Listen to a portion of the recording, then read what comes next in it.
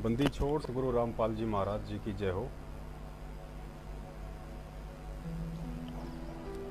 परमात्मा के सभी प्यारी आत्माओं को पवन दास जयपुर वाले का सत्साई। पुण्यात्माओं, दास आज पहली बार फेसबुक पर परमेश्वर की दया से लाइव आया है और आज हम सभी भाई बहन मिलकर एक ऐसे टॉपिक पे बात करेंगे जिसकी चर्चा वर्तमान समय में बहुत ही ज़रूरी है, क्योंकि परमेश्वर की संगत को जिस कदर अज्ञानता के ढेर में दबाया जा रहा है, पाखंड में घसीटा जा रहा है, परमेश्वर के बच्चों को उनकी मर्यादाएं खंडित करवाकर काल भगवान के खेमे में पहुंचाया जा रहा है, इन सब के ऊपर बात करना बहुत ज़रूरी है। वर्तमान में सतगुरुदेव जी को राजनीति में धकेल दिया गया है। एक परम संत जिसका राजनेता और राजनीति से 36 का आंकड़ा रहा है, उस परम संत को कांग्रेस के सपोर्ट में खड़ा करके कुछ नालायकों ने उन्हें पूरे विश्व में बदनाम करवा दिया है। बहुत सारे ऐसे पॉइंट हैं। संगत को भी इस कदर लूटा गया है पिछले 4 साल से, शायद किसी आतंकवादी ने भी किसी देश को नहीं लूटा होगा जितना इन लोगों ने संत रामपाल जी महाराज जी की संगत को लूटा है। तो आज परमेश्वर इसी पे चर्चा करवाएंगे। अभी दास खाली थोड़े समय के लिए ही फेसबुक पे आया है एक बार, क्योंकि दास अपना रोजी रोटी के लिए अपना दही बड़े का ठेला लगाता है। तो परमेश्वर दया करें, अभी दास थोड़ा बहुत काम कर रहा था। अभी दास अपनी गाड़ी मार्केट में लगाएगा और मार्केट में लगाने के बाद फिर परमेश्वर दोबारा से दास को फेसबुक पे लाइव लेके आएंगे। उसके बाद हम सभी भाई बहन चर्चा करेंगे और खूब चर्चा करेंगे। और दास का तो ये निवेदन है कि जिस भी भगत भाई की सतगुरुदेव जी के आचार विचार व्यवहार रहने करने कथनी को लेकर यदि कोई शंका है, यदि किसी के मन में भी, क्योंकि बहुत सारे भगत भाई वर्तमान में नाम दीक्षा ले रहे हैं। वर्तमान में सतलोक आश्रम मैनेजमेंट हरियाणा ने जो फर्जी नामदान केंद्र खोल रखे हैं, केवल धर्म को धंधा बनाने के लिए लोगों को लूटा जा रहा है। ज्योति पाठ के नाम पे लूटा जा रहा है, भक्ति के नाम पे लूटा जा रहा है, पाखंड करवाया जा रहा है उनसे गुरुदेव को बदनाम करवाने के लिए। तो इन सभी विषय पे हम लोग चर्चा करेंगे और काफी लंबी चर्चा होगी परमेश्वर की दया से। जिस भी भगत भाई की कोई भी शंका हो किसी भी प्रकार की, देखिए परमेश्वर ने कहा है कि सतगुरुदेव जी के बाद यदि आपस में एक दूसरे की कोई शंका समाधान कर सकता है तो केवल वो परमात्मा के बच्चे हैं। इसीलिए परमेश्वर ने अपनी एक वाणी में भी कहा है कि साध संगति से भेद जो पाया, यानी भगत भाई कहीं इकट्ठे होते हैं, मिलते हैं, परमेश्वर की चर्चा होती है, एक दूसरे की शंकाओं का समाधान होता है। मुझे कोई चीज़ समझ में नहीं आ रही, हो सकता है परमात्मा किसी दूसरी आत्मा को निमित्त बना के उसका समाधान करवा दें। किसी और आत्मा को कोई चीज़ समझ में नहीं आ रही है तो परमेश्वर दास के माध्यम से उसका शंका समाधान करवा दें। तो साध संगति बहुत ज़रूरी है। और वर्तमान में बेचारी भोली संगत जो साध संगति कर रही है सतलोक आश्रम मैनेजमेंट की, वो साध संगति नहीं है, वो गुंडों की संगति है। और ये उसके तो पुण्यात्माओं, परमेश्वर दया करें। अभी दास मार्केट में जा रहा है, मार्केट जाके अपनी गाड़ी लगाएगा और गाड़ी लगाने के बाद फिर परमात्मा हमारी आपस में चर्चा करवाएंगे। टाइमिंग दास आपको बता देता है। दीपक, टाइम क्या हुआ अभी? चलो पुण्यात्माओं, शायद 11 बजे होंगे अभी। परमेश्वर 12 से 1 बजे के बीच में दास को कितने अभी 10 o'clock हुए हैं, और परमेश्वर 12 से 1 बजे के बीच में फिर अपने दास को फेसबुक पे लाइव लेके आएंगे। उस समय परमात्मा लंबी चर्चा करवाएंगे। तब तक दास का निवेदन है, आप सभी भाई बहन जितने भी हैं जो दास के साथ फेसबुक पे लाइव जुड़ना चाहते हैं और एक विशेष मुद्दे पे बातचीत करना चाहते हैं, वो सभी भाई बहन समय का ध्यान रखें 12 से 1 बजे के बीच। और अन्य जितने भी भगत भाई जो आपके संपर्क में हैं वो भी दास को फॉलो करें। हम सब भाई बहन मिलकर चर्चा करें, उसके लिए आप उनको भी सूचित करें। और जिन भगत भाइयों को दास की आईडी का नहीं पता है तो दास बता देता है। फेसबुक पे दास की आईडी पवन कुमार यादव के नाम से है और लोगों में दास का एक स्लोगन लगा हुआ है, सतसेवक सोशल मीडिया सेवादार, और नीचे पवन दास नाम लिखा हुआ है। तो ये दास का लोगो होगा और ये दास की आईडी का नाम है पवन कुमार यादव। तो आप जी सर्च कर सकते हैं, फॉलो कर सकते हैं। और 12 से 1 बजे के बीच में दास का सभी आत्माओं से पुनः निवेदन है कि आप सभी समय का ध्यान रखें और एक बार आप लाइव आएं। परमेश्वर ने चाहा तो उन शंकाओं का समाधान होगा बहुत सारे भगत भाइयों के अंदर जो घर कर चुकी हैं, जिनका समाधान कहीं नहीं मिल रहा, क्योंकि मैनेजमेंट आपको किसी भी शंका का समाधान नहीं बताएगा। उन्हें पता है यदि हमने इनका शंका समाधान कर दिया तो फिर हमारे पीछे कौन लगेगा, हमारे पाखंड में कौन फंसेगा, हमें पैसा कौन देगा, गुरुदेव बदनाम कैसे होंगे, हमारा राजनीति वाला सपना कैसे पूरा होगा, हम नेताओं के तलवे कैसे चाट पाएंगे। तो वो आपको नहीं बताएंगे। अगर आपको समाधान चाहिए वास्तव में, क्योंकि परमेश्वर की वाणी है पुण्यात्माओं कि पक्षा पक्षी के कारण है। यहां पे पक्षा और पक्षी का मतलब गुरुजी ने बताया पक्ष और विपक्ष से। तो कहते हैं पक्षा पक्षी के कारण है सब जग रहा भुलान, और निरपक्ष होके हरि बजय सोहे संत सुजान। परमेश्वर कहते हैं कि भक्ति मार्ग जो है पक्ष और विपक्ष का नहीं होता है, निरपक्ष का मार्ग है ये। ना किसी का पक्ष करना, ना किसी का विपक्ष करना। लेकिन आपको अच्छी तरीके से पता है कि गुरुजी के आदेशों की आड़ लेके जिस संत ने ऐसी वाणियां बोली हैं, जिस संत ने ऐसा निर्मल ज्ञान दिया है, 26 साल के इतिहास में उन्होंने किसी भी राजनीतिक पार्टी का समर्थन तक नहीं किया। अपने भक्तों को यही कहा कि यदि आपने वोट डालना है ठीक है, आप यदि अपना अधिकार समझते हो, क्योंकि हमारा वास्तविक अधिकार क्या है, हमारे कर्तव्य क्या है भक्ति मार्ग में आने के बाद, वो परमेश्वर ने हमें सारा विधान बता दिया। उसके बाद भी यदि आपको लगता है कि मुझे वोट करना अनिवार्य है, तो गुरुदेव ने कह रखा है कि आप किसी को भी वोट कर सकते हो, वो फिर आपके ऊपर डिपेंड है। मैंने तो मेरा संविधान बता दिया, क्योंकि 90% कोई भी राजनेता होता है वो अपने 5 साल के कार्यकाल में सिर्फ कुकर्म करता है, अच्छे कर्म नहीं करता। वो 10% अच्छे कर्म करता है, बाकी सिर्फ कुकर्म करता है। और हम जिसको वोट दे के चुनते हैं तो वहां हमारा सहयोग हो जाता है, यानी हमारे वोट से वो नेता बना है या मंत्री बना, प्रधानमंत्री बना है, तो उसमें हमारा सहयोग हो गया। अब पूरे 5 साल के कार्यकाल में वो व्यक्ति जितने भी कर्म कुकर्म करेगा, उनमें हमारा भी उसी रेशियो में सहयोग माना जाएगा। और चूंकि हम भगत हैं और काल भगवान का विधान है कि सत का राज धर्मराय कर ही अपना किया सबे दंड भरी, तो काल भगवान तुरंत हमारे अकाउंट में उस नेता के 5 साल में किए गए कुकर्मों को ऐड कर देगा कि बेटा तूने इसको नेता बनाया था, और ये जो अच्छे कर्म करेगा वो भी मैं तेरे को दूंगा, और इसने 5 साल में जितने कुकर्म किए हैं वो भी मैं तेरे अकाउंट में लिखूंगा। इसलिए परमेश्वर ने हमें कहा था कि बच्चों, सरकार ने एक नोटा के बटन की सुविधा दे रखी है। नोटा, आप अगर किसी का दबाव सहन नहीं कर सकते हैं तो आप चुपचाप जाके उस नोटा के बटन के ऊपर अपना दबा दीजिए। इससे क्या होगा कि आप पक्ष और विपक्ष से बच जाएंगे, आपके ऊपर कोई भी कर्म कुकर्म लागू नहीं होगा। लेकिन यहाँ तो सरेआम राजनीति करवाई जा रही है, जिस संत ने ऐसा ज्ञान दिया, क्योंकि भक्ति मार्ग में बच के चलना होता है, बड़ा बच के चलना होता है, बड़ा बारीकी से काल भगवान मारता है। गुरुजी ने बताया ना कि काल कसाई और ये पग पे मारे तक तक के बाणा, ये तक के बाण मारता है, सूक्ष्म चाल चलता है। और वर्तमान में जो चाल इसने चली है, बड़ी सूक्ष्म चाल चली है इसने। हरियाणा में तो उसी नेता को दोबारा से वोट दिए जा रहे हैं। धिक्कार है उन भक्तों को, और धिक्कार है उन भक्तों की माताओं को जिन्होंने सूरवीर और भक्तों की जगह सपोले पैदा कर दिए, जो हरियाणा में भूपेंद्र सिंह हुड्डा को वोट डाल रहे हैं। ये भूपेंद्र सिंह हुड्डा वही है जिसने सन 2006 में आर्य समाजियों के दबाव में आके अपने वोट बैंक के लालच में और परम संत रामपाल जी महाराज जी के ऊपर झूठा 302 मर्डर का मुकदमा लगवाया, और 22 महीने उस परम संत को रोहतक जेल में प्रताड़ित किया गया। आप लोगों को शर्म आनी चाहिए यदि आप भगत हैं तो। इस सारी बातों का आपको अच्छे से ज्ञान है। गुरुजी ने भी सत्संगों में खुद भूपेंद्र सिंह हुड्डा का जिक्र कर रखा है कि इस भूपेंद्र सिंह हुड्डा ने तो इतने कुकर्म कमाए हैं, ये तो पाप कर्मों की मालगाड़ी भर के लेके जाएगा। और ये जड़ जो है बरवाला कांड की, आज सतगुरुदेव जी जो हिसार जेल में हैं, उसकी जड़ करोथा कांड है। क्योंकि करोथा कांड में गुरुजी पे 302 मर्डर का झूठा केस लगवाया था इस मुख्यमंत्री ने, आर्य समाजियों के दबाव में आके, अपनी सत्ता के लालच में। और उसी 302 मर्डर केस की पेशियां पड़ रही थी। उन्हीं पेशियों के चलते 2014 का बरवाला कांड हुआ, क्योंकि सतलोक आश्रम मैनेजमेंट वाले भगत नहीं, ये खुद आर्य समाजी हैं। और इन्होंने आर्य समाजियों की 2010 में एंट्री दे दी सतलोक आश्रम बरवाला में, राष्ट्रीय समाज सेवा समिति बनाकर।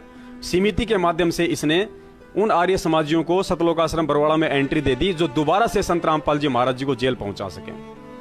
यानी 2006 का जो करोथा कांड था वही जड़ है बरवाला कांड की। और वो जड़ किसने खोदी? कांग्रेसी मुख्यमंत्री भूपेंद्र सिंह हुड्डा ने, जो 2006 में कांग्रेस का नेता था। और डूब के मरने की बात है, अगर कहीं चुल्लू भर पानी मिल जाए तो उन नालायक भक्तों को डूब के मर जाना चाहिए। जो हरियाणा में कांग्रेस का सपोर्ट कर रहे हैं। कांग्रेस मतलब भूपेंद्र सिंह हुड्डा का सपोर्ट कर रहे हैं। उसी भूपेंद्र सिंह हुड्डा को दोबारा से सतलोक आश्रम मैनेजमेंट वालों ने अपना मत और समर्थन दे दिया है, और वो भी उसी परम संत का नाम बता के, जिसको 22 महीने जेल में वो यातनाएं दी गई थी। अगर आपको बता दी जाए, आंखों से आंसू नहीं रुकेंगे आपके। 2006 में गुरुजी से रोहतक जेल में झाड़ू निकलवाई जाती थी। रिमांड के दौरान उनके छाती के बाल तक उखाड़ दिए गए थे, और उन गद्दारों ने उसी भूपेंद्र सिंह हुड्डा को दोबारा से उसी परम संत का नाम लेके उनका समर्थन कर दिया। और जो भगत उस राक्षस इंसान का समर्थन करेगा हरियाणा में, उस राक्षस इंसान को वोट डालेगा हरियाणा में, उससे बड़ा गुरुद्रोही पूरी संगत में कोई नहीं होगा। क्योंकि मैनेजमेंट ऑलरेडी गुरुद्रोही है। क्योंकि परमेश्वर कहते हैं, जो देते हैं भगवान को धोखा, इंसान को क्या छोड़ेंगे। इस मैनेजमेंट ने तो खुद उस परमेश्वर को धोखा दिया है, आम मानव समझ के, एक सामान्य संत समझ के। लेकिन क्या हम भक्तों की भी बुद्धि घास चरने चली गई है? क्या हमने तत्व ज्ञान के बजाय आश्रम में गोबर खाया था, जो हम गुरुदेव के वचनों पे नहीं चल पा रहे कि गुरुदेव ने हमें क्या समझाया था, हमें क्या बताया था, हम नहीं समझ पा रहे। पुण्यात्माओं, इन लोगों ने गुरुजी का नाम लेके कांग्रेस को सपोर्ट करवाया कि गुरुजी का आदेश है बीजेपी को हराना है और कांग्रेस को जिताना है। पुण्यात्माओं, मैं पवन दास जयपुर वाला, और मैं परम संत सतगुरु रामपाल जी महाराज जी का एक छोटा सा शिष्य हूं, और मैं उनका ज्ञान आधारी शिष्य हूं। उनके ज्ञान को समझ के जुड़ा हूं मैं उनसे। हो सकता है जुड़ते समय मुझे इतना ज्ञान नहीं था, लेकिन आज मुझ पे परमेश्वर ने खूब दया कर रखी है, छप्पर फाड़ दया कर रखी है।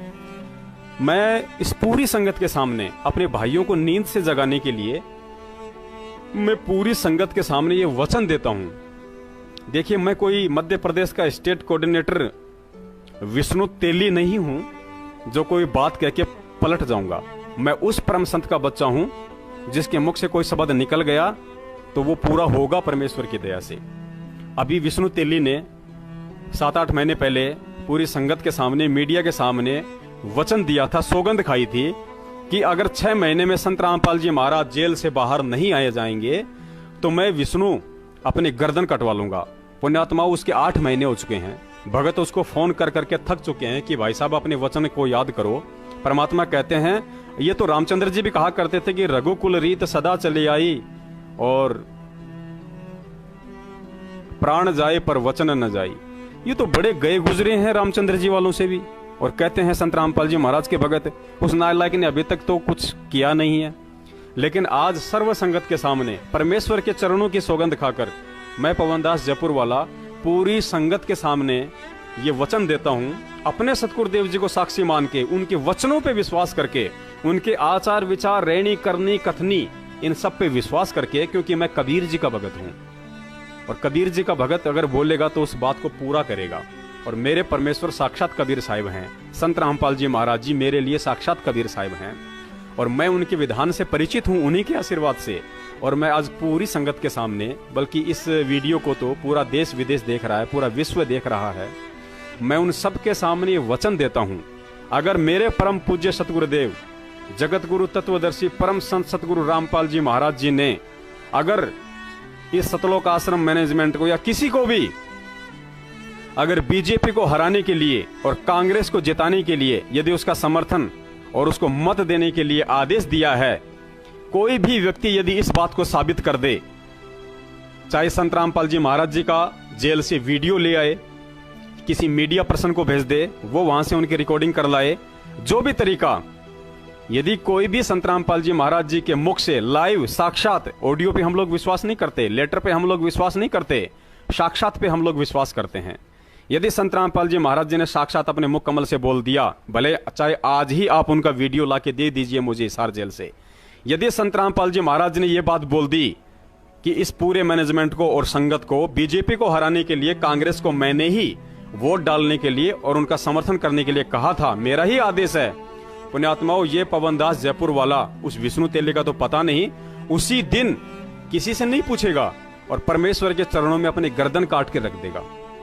मुझे इतना विश्वास है, मैं वचन देता हूं इस बात का, मैं वचन देता हूं पूरी संगत के सामने, अपने परमेश्वर के चरणों में सर झुका के, नतमस्तक होके, दंडोत करके उनको, क्योंकि मुझे उन पे विश्वास है, मुझे उनके वचनों पे विश्वास है।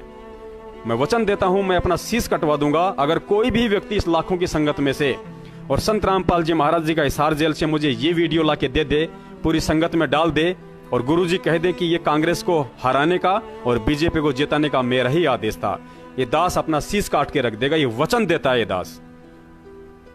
दास मैनेजमेंट के विष्णु तेली की तरह या संत रामपाल जी महाराज जी के गद्दार भगोड़े भाई महेंद्र की तरह झूठ नहीं बोलेगा।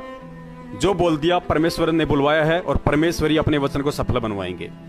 अगर कोई ऐसा है तो ला के वीडियो दे दे, अगर नहीं ला के दे सकता है तो इस लाखों की अंधी संगत से दास की प्रार्थना है, मानव जीवन को बर्बाद मत करो। अरे गुरुजी के साक्षात वचनों को मानो, यह काल भगवान का लोक है, वो ठगेगा, हर तरीके से ठगेगा, वो चद्दर ओढ़ के नहीं सोएगा। परमेश्वर से उसी ने वचन लिया था कि परमात्मा चौथे युग में आप जितने मर्जी जीव ले जाना, मैं नहीं रोकूंगा। तो पुण्यात्माओं, जिसके घर में परमेश्वर आ चुका है और काल भगवान कोई आलू टमाटर, कोई ये क्या बोलते हैं तरह तरह की जो सब्जी आती हैं, दाल मखानी हैं, ये तो खाता नहीं है। वो क्या खाता है? आप और हमारे सूक्ष्म शरीर की वासना को खाता है। तो हमें कैसे इतनी आसानी से यहां से जाने देगा? साक्षात वो आता नहीं, क्या करता है? पास से चलता है, शतरंज की गोटियां फेंकता है।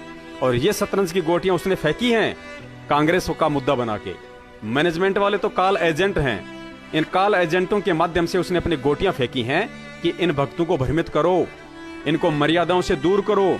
क्योंकि जो व्यक्ति अपने सतगुरु के वचन से हटके और एक 2 कौड़ी के जीव के वचनों पे विश्वास करके यदि वैसा आचरण करता है तो ऑटोमेटिक वो परमात्मा की लाइन से कट जाता है, परमात्मा के विधान से दूर हो जाता है, मर्यादाओं से दूर हो जाता है और वो काल भगवान के पाले में चला जाता है। और काल भगवान यही चाहता है कि ये जीव एक बार इस परमेश्वर के चरणों से दूर होकर और एक बार ये मेरे पाले में आ जाए, फिर मैं इसको गधा बना के छोड़ दूंगा, जीवित ही नर देह में ही इसको गधा बना के छोड़ दूंगा। क्योंकि जो परमेश्वर का इतना ज्ञान सुन के, उनके विधान से इतना परिचित होके और जो उनके विपरीत करने कर लग जाए, वो क्या है? वो गधा है। और परमेश्वर ने भी कहा है कि भक्ति बिना नर खर एक है। नर माने इंसान, खर माने गधा, और भक्ति यानी ज्ञान। तो परमेश्वर कहते हैं कि भक्ति बिना नर खर एक है, जिन हरि पद नहीं जाना और पूर्ण भ्रम की परख नहीं, ये पूज मरे पाषाणा। इन भक्तों ने बिना ज्ञान के अपने आप को मानव दया प्राप्त करके भी गधा बना लिया। इनको पूर्ण भ्रम की परख नहीं, अर्थात उस पूर्ण परमेश्वर सतगुरु रामपाल जी महाराज जी के अनमोल तत्व ज्ञान की परख नहीं, और पूज मरे पाषाणा, ये राजनीति, ये राजनेता, ये पत्थर रूपी लोगों को पूज मरे, इनके पीछे वोट और समर्थन देके डूब मरे। भक्तों, जीने का कोई अधिकार नहीं है तुम्हें। इतना अनमोल ज्ञान दिया उस परमात्मा ने, परख तो करेगा, वो तो ठोक के लेगा। परमात्मा कहते हैं ना, वाणी है परमेश्वर की कि गरीब कच्चा हीरा करच हो, नहीं सहे घनभार, ऐसा यह मन हो रहा लेखा ले करतार। आश्रम में बुला बुला के जो खीर खिलाई थी, 18-18 घंटे जाग के परमेश्वर ने जो सत्संग किए थे, हमारे लिए दिन रात इतनी सुविधाएं उपलब्ध करवाई उस मालिक ने। 22 महीने 2006 में जेल जाके छाती के बाल उखड़वाए, जेल में झाड़ू निकाली, लोगों की गालियां सही, डंडे सहे। आज हिसार जेल के अंदर उस परमेश्वर के साथ में उन गुंडों को रखा जाता है जो बीड़ी सिगरेट पी के धुआं उनके मुंह पे मारते हैं। आज सत्यनारायण रामपाल जी महाराज जी को जेल में कोई सुविधा नहीं दी जा रही है। उनके कमर में दर्द है, उनके दांतों में समस्या है, डॉक्टर उपलब्ध नहीं करवाया जा रहा। उनको ऐसी कोठड़ी में रखा जाता है जो गंदी है, बाथरूम भी उसी में बना हुआ है, बाथरूम का गेट भी नहीं है, बदबू मारता है, पानी की अलग से उनके पास व्यवस्था नहीं है, उसी में अपना हाथ धोते हैं। कोई पंखे की सुविधा भी नहीं है उनको जेल में। और हम नालायक क्या कर रहे हैं बाहर? वो किसके लिए कष्ट उठा रहा है? आप और हम जैसे दुष्टों के लिए, नीचों के लिए, पापियों के लिए, गधों के लिए कष्ट उठा रहा है। परीक्षा लेगा और ठोक बजा कर लेगा, एक बार नहीं 1000 बार लेगा। जिसने परीक्षा देनी है तो दो, नहीं तो परमेश्वर कहते हैं कि कबीर का घर सिकर में, तेरी गर्ज पड़े तो आ। परमेश्वर की वाणी है कि मालिक ने अपनी वाणी में कहा है कि वाणी परमात्मा की ध्यान नहीं आ रही परमेश्वर की, कि कबीर का घर शिखर में तेरी गरज पड़े तो आए, ऐसी परमेश्वर की वाणी है। यानी परमेश्वर उसमें कहना चाहते हैं कि अगर तेरी गरज हो कि मुझे तेरी जरूरत नहीं है, तू कहीं ये सोचे कि वो परमात्मा यहां आके हमें सतलोक ले जाने के लिए कष्ट उठा रहा है, कहीं सतलोक में उसकी किसी फैक्ट्री की लेबर ने हड़ताल तो नहीं कर दी, जो मैं जाऊंगा तो ही हड़ताल टूटेगी और उसका काम चलेगा। उसको तेरी जरूरत नहीं है बंदे। तो परमेश्वर कहते हैं कि मुझे तेरी जरूरत नहीं है, तुझे मेरी जरूरत है। और तेरा कोई अच्छा सौभाग्य है जो परमेश्वर ने आके तुझे चेताया, अपनी शरण में लिया। वरना देख ये गधे, कुत्ते, सुअर, की चींटी, सूक्ष्म जीव, इनका देख क्या हाल है इनका। और तुझे परमात्मा ने गधे से मानव जीवन दिया, मानव जीवन देके तुझे अपनी शरण में लिया, अनमोल तत्व ज्ञान दिया, और तू उल्टा वही गधे कर्म करता है। पुण्यात्माओं, जानवरों को भी समझ है, जानवरों को भी समझ है। परमेश्वर ने हाथी के विषय में बताया कि हाथी को अपना अगला जन्म दिखाई देता है। हाथी देखा होगा आपने, गुरुजी ने बताया कि वो कभी खड़ा खड़ा गर्दन को ऐसे करता है धीरे धीरे। तो सतगुरुदेव जी ने बताया कि वो क्या करता है, क्या सोचता है, उसको अपना अगला जन्म दिखाई देता है कि मैं कुत्ता बनूंगा या सुअर बनूंगा या इंसान बनूंगा। तो परमेश्वर ने कहा कि जैसे कुंजर शीस हलंत, कुंजर यानी हाथी, जैसे कुंजर शीस हलंत अगला जन्म सूजंत, और इब के हेले नर करे तो सेऊ पूरे संत। कि हे परमेश्वर, इस नीच को अगले जन्म में यदि आप मानव जन्म दे दोगे तो परमेश्वर मैं उस पूर्ण संत की सेवा करूंगा, पूजा करूंगा। परमेश्वर मैं अपना 84 से मुक्ति करवाऊंगा। और हमें मानव जीवन मिल गया, हम उल्टे गधे वाले कर्म कर रहे हैं। अरे भगत और जगत का 36 का आंकड़ा होता है, भगत और जगत का 36 का आंकड़ा होता है। गुरुजी ने सत्संग में बताया कि जैसे बहुत सारे लोग कहते हैं ओम शांति, ओम शांति, ओम शांति बोल के अपने घर में शांति लाना चाहते हैं। तो गुरुजी ने तत्व ज्ञान आधार से बताया कि ओम और शांति का तो कोई मेल ही नहीं है। ओम और शांति जहां इकट्ठी हो गई वहां तो एक्सीडेंट होता है, ओम के साथ शांति का। क्योंकि ओम कौन है? काल है, काल का मंत्र है ओम। और काल के लोक में शांति कहां है? नहीं है। दुनिया वर्षों से ओम नाम का जाप कर रही है, बड़े बड़े ऋषि कर रहे हैं। उनकी क्या दुर्गति हुई? चुनक ऋषि ओम नाम का जाप करते थे, वशिष्ठ जी ओम नाम का जाप करते थे, दुर्वासा ओम नाम का जाप करते थे।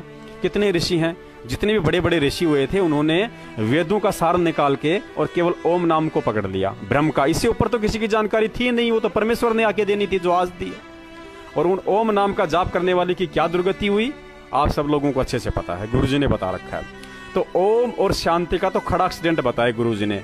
जैसे ओम और शांति की नहीं बनती, ओम और शांति का जैसे खड़ा एक्सीडेंट है, ठीक उसी प्रकार राजनीति और भगत का उससे भी बड़ा एक्सीडेंट है। तो हम कहां घूम रहे हैं भाई? हमारी बुद्धि कहां काम कर रही है, कहां स्लिप हो रही है? क्या परमेश्वर ने अपने सत्संगों में किसी भी शंका का समाधान करने में कोई कमी छोड़ी है? क्या परमेश्वर ने हमें परमात्मा के विधान को बताने में कोई त्रुटि की है? क्या परमेश्वर ने हमें एक बात को 1000 बार नहीं बताया? कमी है तो हमारी है। सत्संग नहीं सुने तो हमारी कमी है। सत्संग सुनते समय नींद की झपकियां लेते थे तो हम लेते थे, हमारी कमी है। परमेश्वर की कमी नहीं है। परमेश्वर जब इस पृथ्वी पे आते हैं तो दुनिया का ऐसा भी मानव शरीरधारी प्राणी नहीं छोड़ते जिस तक उस परमात्मा का संदेशा ना पहुंचता हो। क्योंकि परमेश्वर कहते हैं कि जब वो यहाँ पे आता है तो हर इंसान तक संदेशा पहुंचाता है, ताकि कल को धर्मराज के दरबार में जाकर कोई ये ना कहे कि हमें कोई बताने वाला नहीं था कि कौन तत्वदर्शी संत है, कौन भगवान है, क्या ज्ञान है, क्या मुक्ति है। तो परमात्मा अपने ऊपर नहीं लेते हैं, तो धर्मराज उस आत्मा को वो पिक्चर दिखा देगा कि देख, तुझे वो भाई ज्ञान गंगा दे रहा था, तुझे वो भाई परमात्मा का सत्संग सुना रहा था, तुझे वो कह रहा था कि ले भाई अपना मोक्ष करवा ले, भाई कलयुग में सच्चा सतगुरु संत रामपाल जी महाराज है, भक्ति शुरू कर ले, चल तुझे बरवाड़ा आश्रम ले चलता हूँ, परमात्मा आए हुए हैं। और तू क्या बोला? आ लिया परमात्मा। ये परमात्मा हो ऐसे हैं? जो जेल में जाके बैठ गया वो परमात्मा हो ऐसे हैं? जिसने अपने इतने बच्चों को मरवा दिया वो परमात्मा हो ऐसे? ये परमात्मा होते हैं कमांडो बनाने वाले? पुण्यात्मा को ज्ञान से निर्णय करना है कि कमांडो किसने बनाए और जेल में कौन बैठा है। तो अभी दास के धंधे का टाइम हो रहा है, परमात्मा दया करें, बाद में और होगी, थोड़ी चर्चा और होगी। क्योंकि पुण्यात्मा गुरुजी ने बताया कि हरि का भजन और हाथ का धंधा नहीं करे सो मूर्ख अंधा। कि जो परमात्मा का भजन और अपनी मेहनत की, अपनी हक हलाल की रोजी रोटी कमा के नहीं खाएगा, उसकी भक्ति कभी जीवन में सफल नहीं हो सकती। तो देख लीजिए आप सतलोक आश्रम मैनेजमेंट को, 4 साल से हराम के टुकड़े तोड़ रहा है। ये बेचारी भोली संगत को गुरुजी के नाम पे ज्योति पाठ का आदेश देके हराम के टूक तोड़ रहा है। अरे कुत्ता भी मेहनत करता है, कुत्ता भी अगर किसी के 2 टूक तोड़ता है तो उसके घर की रखवाली करता है, भोगता है। और ये सतलोक आश्रम मैनेजमेंट वाले तो उस कुत्ते से भी गए गुजरे हैं। परमेश्वर कहते हैं ना कि एक टूक के कारण कुत्ता 70 घर फिर आवे, और धीरज के धरे आथी मन भर खावे। यानी कुत्ता होता है ना, कुत्ता, वो एक रोटी टुकड़े के लिए और 70 घर फिर के आता है। कहीं लठ मिलते हैं, कहीं रोटी मिलती है, कहीं कुछ मिलता है। और परमेश्वर ने कहा कि जिसको विश्वास होता है, जिसको अपने मालिक पे विश्वास होता है, जिसको धैर्य है, जिसमें संतोष है, कहते हैं उस हाथी को घर पे बंधा बंधा और मन भर खाने को मिलता है। हाथी एक टूक से नहीं पेट भरता, मन भर खाता है। क्यों? क्योंकि उसको अपने मालिक पे विश्वास होता है। तो आप कुत्ते भी नहीं हो, ये मैनेजमेंट वाले तो कुत्ते की श्रेणी से भी बाहर हैं, कुत्ते भी नहीं हैं। अरे कुत्ता भी अपने मालिक को देख के समझ जाता है कि वो क्या कहना चाह रहा है, क्या इशारा कर रहा है, और हम उस कुत्ते से भी गए गुजरे। गधा भी थोड़ी बहुत समझ रखता है, लेकिन ये लाखों की संगत है जो अपने आप को कहती है कि हम परम संत सतगुरु रामपाल जी महाराज जी के भगत हैं, हमारे गुरुजी सबसे बड़े तत्वज्ञानी। अरे वो तो हैं तत्वज्ञानी, इसमें तो कोई संशय नहीं है, लेकिन आप क्या हो? अपने अंदर जाके देखो इस ज्ञान को आधार बना के। इस दास का मकसद नहीं है किसी को गधा कहना, किसी को कुत्ता कहना, लेकिन परमेश्वर कहते हैं कि जैसे को तैसा कहे सो तो निंदा नाही। मालिक की वाणी है ना, ये सांचा शब्द कबीर का और प्रगट किया जगमाही, और जैसे को तैसा कहे सो तो निंदा नाही। अगर झूठे को झूठा, गुंडे को गुंडा, चोर को चोर, कुत्ते को कुत्ता और भगत को भगत कहा जाए तो उसकी निंदा चुगली नहीं होती है, वो सत्यता होती है उसको जगाने के लिए। अगर आप राजनीति नहीं कर रहे हैं, अगर आपने सतलोक आश्रम मैनेजमेंट के आदेश से किसी भी सरकार को वोटिंग की है देखिए वोट आप कर सकते हैं, उसके लिए गुरुजी ने भी बोल रखा है, लेकिन साथ में अपना विधान भी बता रखा है। जो भगत परमेश्वर के सत्संगों को ध्यान से सुनता होगा वो वोटिंग भी नहीं करेगा। कई लोग कहते हैं कि ये तो सरकार ने हमें मत का अधिकार दिया हुआ है, ये कैसे छीन सकते हो आप? अरे जिस सरकार ने मत का अधिकार दिया है, उसी सरकार ने एक नोटा का अधिकार भी दिया है। देखो वो अपने हिसाब से प्लानिंग करती है, सरकार की अपनी नीतियां होती हैं, उसको तत्व ज्ञान नहीं होता है, परमेश्वर का विधान उसको मालूम नहीं है, इसलिए वो कभी भी संविधान में हेरफेर कर देती है, कभी भी संविधान की किसी भी धारा को, किसी भी अनुच्छेद को तोड़ मरोड़ के और देश काल और परिस्थिति के अनुसार उसको चेंज कर देती है। लेकिन परमेश्वर का जो विधान है वो एक ही होता है और एक ही रहता है, उसमें कभी फेरबदल नहीं होता है।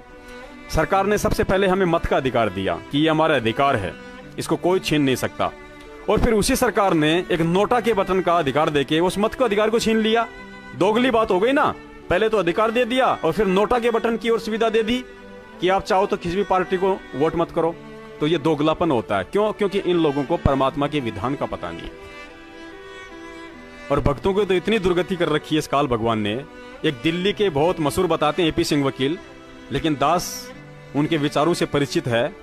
दास ये कहेगा, अब दास क्या कहे उसके विषय में, दास ये कहेगा उसके विषय में कि 5वीं क्लास के बच्चे से भी कम स्तर की बुद्धि है उस व्यक्ति की जो अपने आप को सुप्रीम कोर्ट का सुप्रीम एडवोकेट कहता है। एपी सिंह वकील, 5वीं क्लास के बच्चे से भी कम स्तर की बुद्धि है उस इंसान की। इस दास ने उसको चैलेंज कर रखा है। इस पवन दास जयपुर वाले ने सुप्रीम कोर्ट के वकील एपी सिंह जो दिल्ली वाला है, जो बड़े बड़े महारथियों के, बड़े बड़े नेताओं के केस लड़ता है, दास ने उसको सरेआम चैलेंज कर रखा है परमेश्वर के ज्ञान आधार से बरवाला कांड के ऊपर।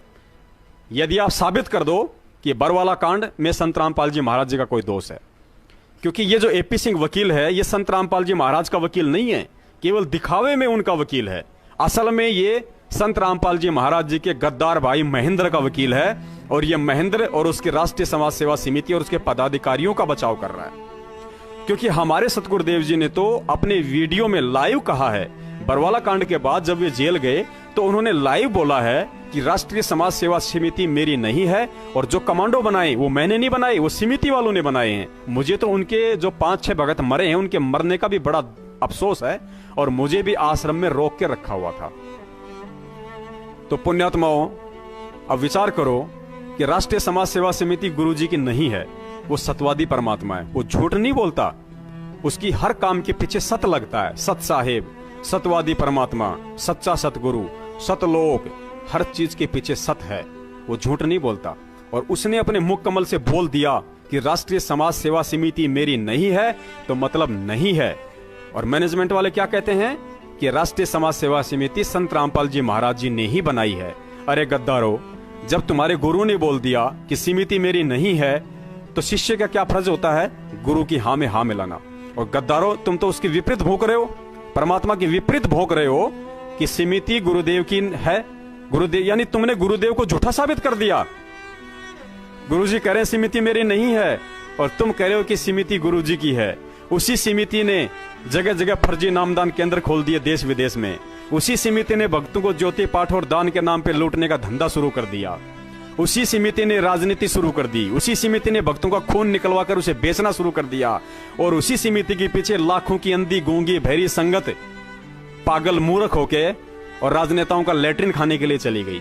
शर्म करो, धिक्कार है, धिक्कार। जब 650 साल पहले परीक्षा हुई थी ना, तो परमेश्वर ने हाथी पे बैठ के गंगा जल की बोतल को अपने हाथ में लिया और अपनी बेटी को हाथी पे बैठा लिया। अब इतना ज्ञान देने के बाद हमें इतना तो समझ में आ ही जाना चाहिए था, लेकिन नहीं आया। हमने उस गंगा जल की बोतल में क्या देखा? शराब। और उस हाथी पे बैठी हुई उनकी बेटी को क्या देखा? वेश्या, गणिका। उस समय हमें समझ में नहीं आई थी वो बातें, लेकिन आज हम उस घटना को अच्छे से समझ रहे हैं कि भाई हमने वो गलती कैसे कर दी।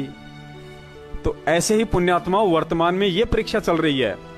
आज ये ना समझना कि परमात्मा दोबारा से किसी व्यक्ति से हाथी मंगवा के हैं और बरवाड़ा में चक्कर लगाएंगे। वो समय कुछ और था देश काल परिस्थिति के अनुसार। आज वर्तमान में जो समय चल रहा है उसके अकॉर्डिंग ही परमेश्वर परीक्षा लेते हैं। तो आज बरवाला कांड के बाद तुम्हारी जो परीक्षा हो रही है वो देख लो क्या हो रही है।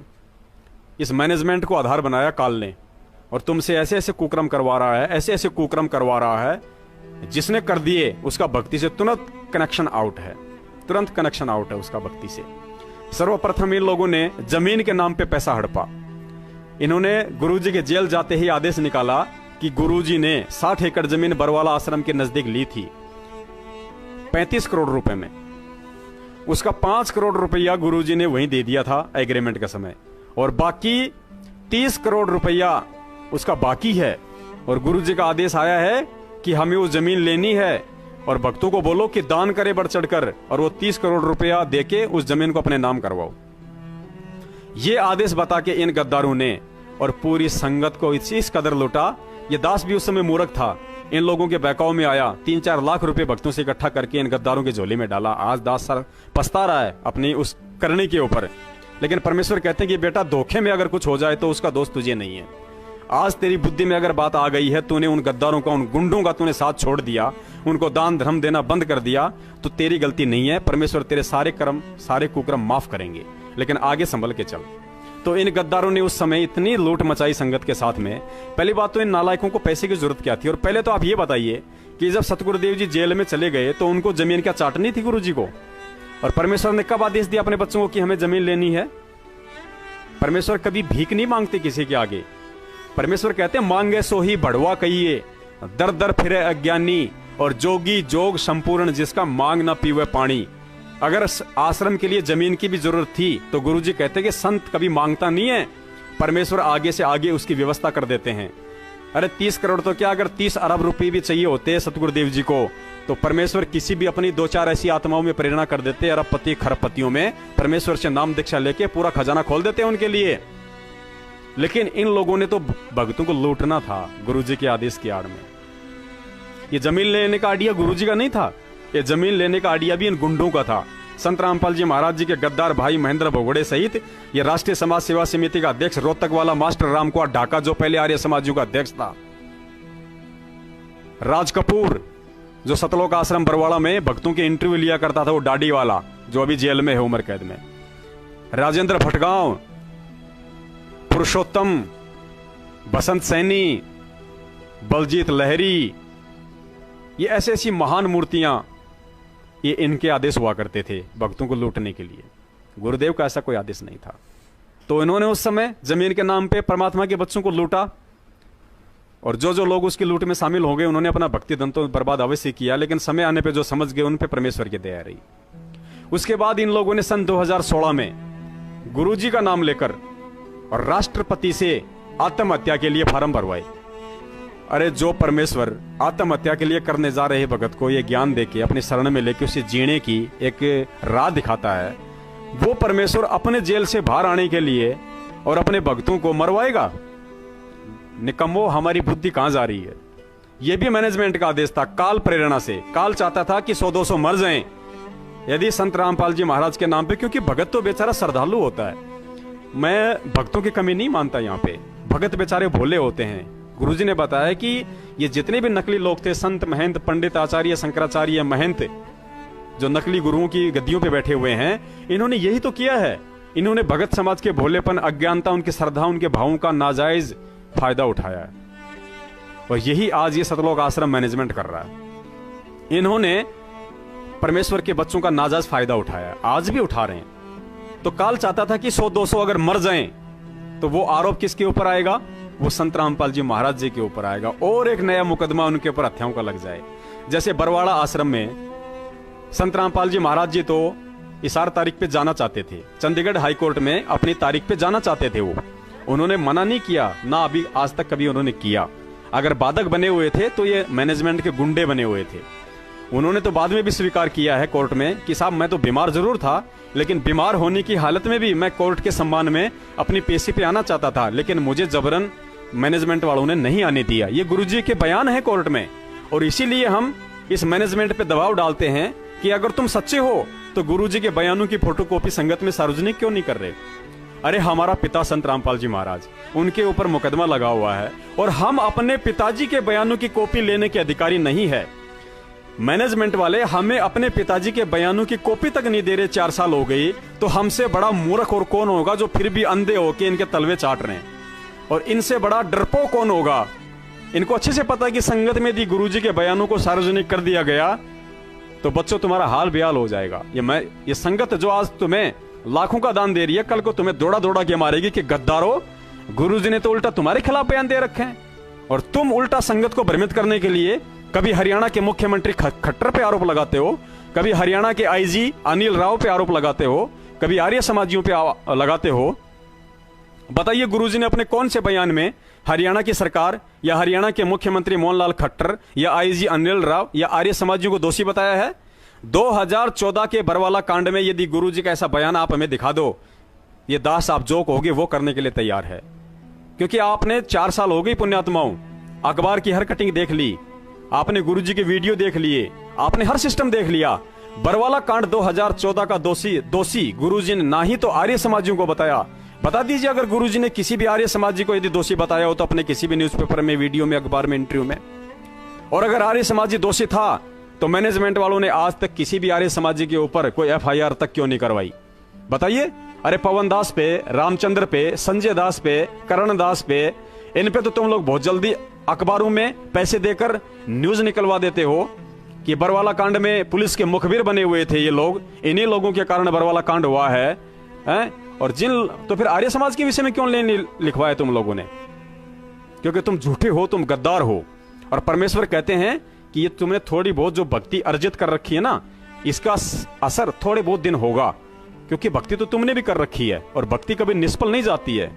परमेश्वर की वाणी है ना कि धर्म तो 10 के नहीं 10 के तीनों लोक। तो भक्ति तो तुमने भी परमेश्वर की कर रखी है, लेकिन ये लड़ाई पाप और पुण्य की है, ये खेल पाप और पुण्य का है। ये मत समझना कि तेरी आज जैसी निभ रही है ऐसी तेरी हमेशा निभेगी। परमात्मा कहते हैं पाप और पुण्य का खेल है बेटा। जब तक तेरे पुण्य हैं तब तक तेरी बैटरी चलेगी, तेरा पंखा भी चलेगा, तेरी लाइट भी चलेगी, तेरा शब्द भी चलेगा, तेरा वचन भी चलेगा। लेकिन जिस दिन तेरे पुण्य क्षीण हो जाएंगे, तेरे पाप कर्म उजागर होंगे ना, उस दिन तेरे साथ ऐसे बनेगी कि तेरे समझ में नहीं आएगी कि हो क्या गया। ये लाखों की संगत होते सोते, करोड़ों अरबों की तेरे पास प्रॉपर्टी होते सहते, हजारों की संख्या में कोऑर्डिनेटर तेरे तलवे चाट रहे हैं, उसके बाद भी तेरे साथ ये क्या बीती समझ में नहीं आएगी। इसका सबसे बड़ा उदाहरण डेरा सच्चा सौदा के राम रहीम जी हैं। राम रहीम जी के पास में क्या नहीं था? अगर पैसे के मामले में लिया जाए तो सतलोक आश्रम मैनेजमेंट वाले तो उनके नाखून के बराबर नहीं है। अगर राजनीतिक अप्रोच के विषय में लिया जाए तो सतलोक आश्रम मैनेजमेंट वाले तो उसके नाक के बाल के समान नहीं है।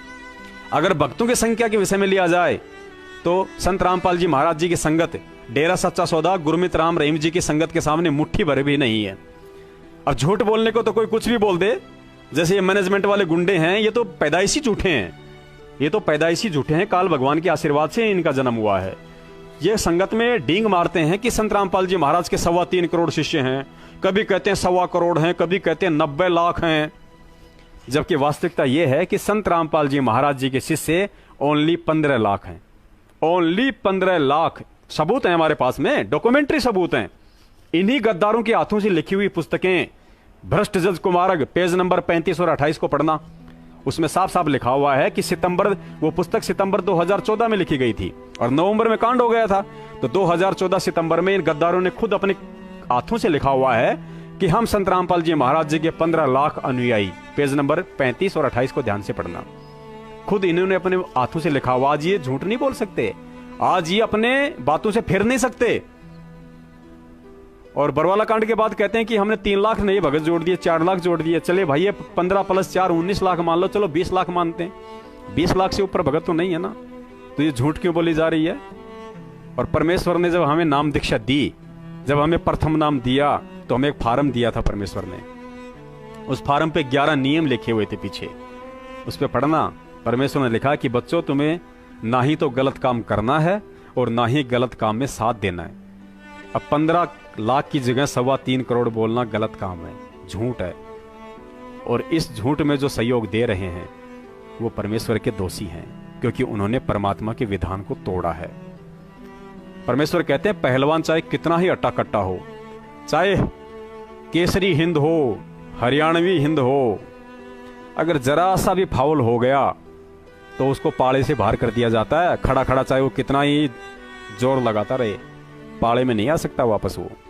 तो आप चाहे कितने बड़े भगत हो, आप कितने ही सूरमा हो, कितनी भक्ति करते हो, अगर आपने परमेश्वर के विधान के जरा सा भी फाउल पॉइंट पे पैर रखा, आपकी स्थिति वही होगी जो उस पहलवान की होती है।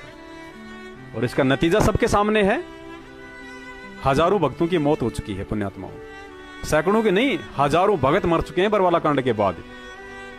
अरे कहते हैं गुरुजी का आदेश है इशार तारीखों पे आने का, और इशार तारीखों पे भगत फांसी लगा के मर रहे हैं, ट्रेन के नीचे आके कट के मर रहे हैं, स्कॉर्पियो गाड़ी पलट रही है, बहनें मर रही हैं, कोई अपने घर नहीं पहुंच रहा, कोई डिब्बे में बैठा बैठा मर रहा है। तो क्या परमेश्वर के आदेश के बावजूद ऐसा हो सकता है? कभी नहीं हो सकता। अगर गुरु का आदेश है कि तुझे सत्संग में आना है, और मौत नहीं हो सकती पुण्यात्माओं। मौत ठीक है, मौत हो जाएगी, लेकिन गुरुजी ने कहा कि अकाल मौत नहीं होगी। जो मेरा भगत है उसकी अकाल मौत नहीं हो सकती, ये परमेश्वर ने बोल रखा है। और अगर ये तो सरेआम अकाल मौत हो रही है, सरेआम अकाल मौत हो रही है। आप सोच रहे होंगे कि गुरुजी हमें माफ कर देंगे, हमसे यदि कोई गलती भी हो गई तो कल को हम गुरुजी से माफी मांग लेंगे, हमें माफ कर देंगे। ऐसा नहीं है, गलती नहीं हुई आपसे, आपने जानबूझ के गलती की है। आप ये भी नहीं कह सकते कि हमें पता नहीं था कि मैनेजमेंट गलत है या सही है। आप ये भी नहीं कह सकते कि गुरुजी का ऐसा कोई आदेश था या नहीं था। क्यों नहीं कह सकते? क्योंकि परमेश्वर ने जेल जाने से पहले आपको अपना संविधान बताया, आपको पूरा ज्ञान दिया, आपको तत्व ज्ञान में 26 साल से उस परम संत ने गर्क किया, गर्क। और यह तत्व ज्ञान लेने के बाद भी अगर आप ये कहोगे कि गुरुजी के आदेश थे या नहीं थे हमें नहीं पता है, तो इसका मतलब आपने सत्संग नहीं सुने, और सत्संग नहीं सुने तो ये गलती परमात्मा की नहीं, ये गलती आपकी है। इसके लिए आप दोषी हैं। आप ये नहीं कह सकते कि हमें किसी ने बताया नहीं। अरे कोई बताए या ना बताए, लेकिन परमेश्वर ने अपने सत्संगों के माध्यम से आपको सब कुछ बता रखा है। फिर भी गलती करोगे तो गलती आपकी है। उसके बाद इन लोगों ने तीसरे पॉइंट पे क्या किया? हरियाणा के जाट आंदोलन को समर्थन दिलवाया। हरियाणा का जाट आंदोलन, बड़े शर्म की बात है, ये बातें बोलते हुए दास को बड़ी शर्म महसूस हो रही है, क्योंकि हो सकता है इस वीडियो को जगत वाले भाई भी देख रहे हैं, जो परमेश्वर के ज्ञान को देख रहे हैं, समझ रहे हैं। हो सकता है वो लोग भी इस चीज को जान रहे हैं, पहचान रहे हैं। तो दास उनसे माफी चाहेगा कि आप जी परमेश्वर का ज्ञान सुनते रहिए। ज्ञान सत्य है, सतगुरु सत्य है, भगवान सत्य है, भक्ति सत्य है, उसका विधान सत्य है। अगर कोई गलत है तो संत रामपाल जी महाराज जी के फॉलोअर्स गलत हैं, संत रामपाल जी महाराज गलत नहीं है। यह आप लोगों ने ज्ञान से अच्छे से समझ रखा है। इन लोगों ने हरियाणा के जाट आंदोलन को और गुरुजी का आदेश बताकर भक्तों से समर्थन करवा दिया। पुण्यात्माओं, ये जाटों का आंदोलन कोई सतगुरुदेव जी के जेल जाने के बाद पहली बार नहीं हुआ था। 2012 में भी, शायद 12 या 13 में, दास को ध्यान आ रहा है, 10 महीने के लिए, जिस समय पूरी संपत्ति को फूंक डाला था हरियाणा में। 2013 की बात है ये। 2013 में हरियाणा में जाट आंदोलन हुआ था। उस समय तो गुरुजी जेल में नहीं थे, आश्रम में थे, तो परमेश्वर ने उस समय क्यों नहीं किया समर्थन किसी का? क्यों अपने किसी बच्चे को आदेश नहीं दिया? क्योंकि ये उनका विधान नहीं है। अगर संत ऐसा करेगा तो परमेश्वर का विधान टूटता है, उनके रहने करने में डिफरेंट हो जाता है, वो संत की पदवी से हट जाते हैं परमेश्वर की नजरों में। तो गुरुजी ने तो आज तक किसी भी जातिगत आंदोलन को समर्थन नहीं दिया। हरियाणा में तो जाटों ने भी आरक्षण के लिए आवाज उठाई, हरियाणा में अन्य जातियों ने भी जाति के लिए आरक्षण के लिए आवाज उठाई। दुनिया में हर दिन कोई न कोई किसी न किसी आरक्षण को लेकर आवाज उठाता रहता है। राजस्थान में हमारे गुज्जर भाई आंदोलन के लिए आवाज उठाते रहते हैं, हमारे जो ब्राह्मण भाई हैं वो भी आरक्षण के लिए आवाज उठाते रहते हैं। संत रामपाल जी महाराज जी ने तो कभी किसी को जातिगत आंदोलन का समर्थन करने के लिए ना कहा, ना अपने शिष्य को कभी आदेश दिया। तो ये किसने आदेश दे दिया जेल जाने के बाद?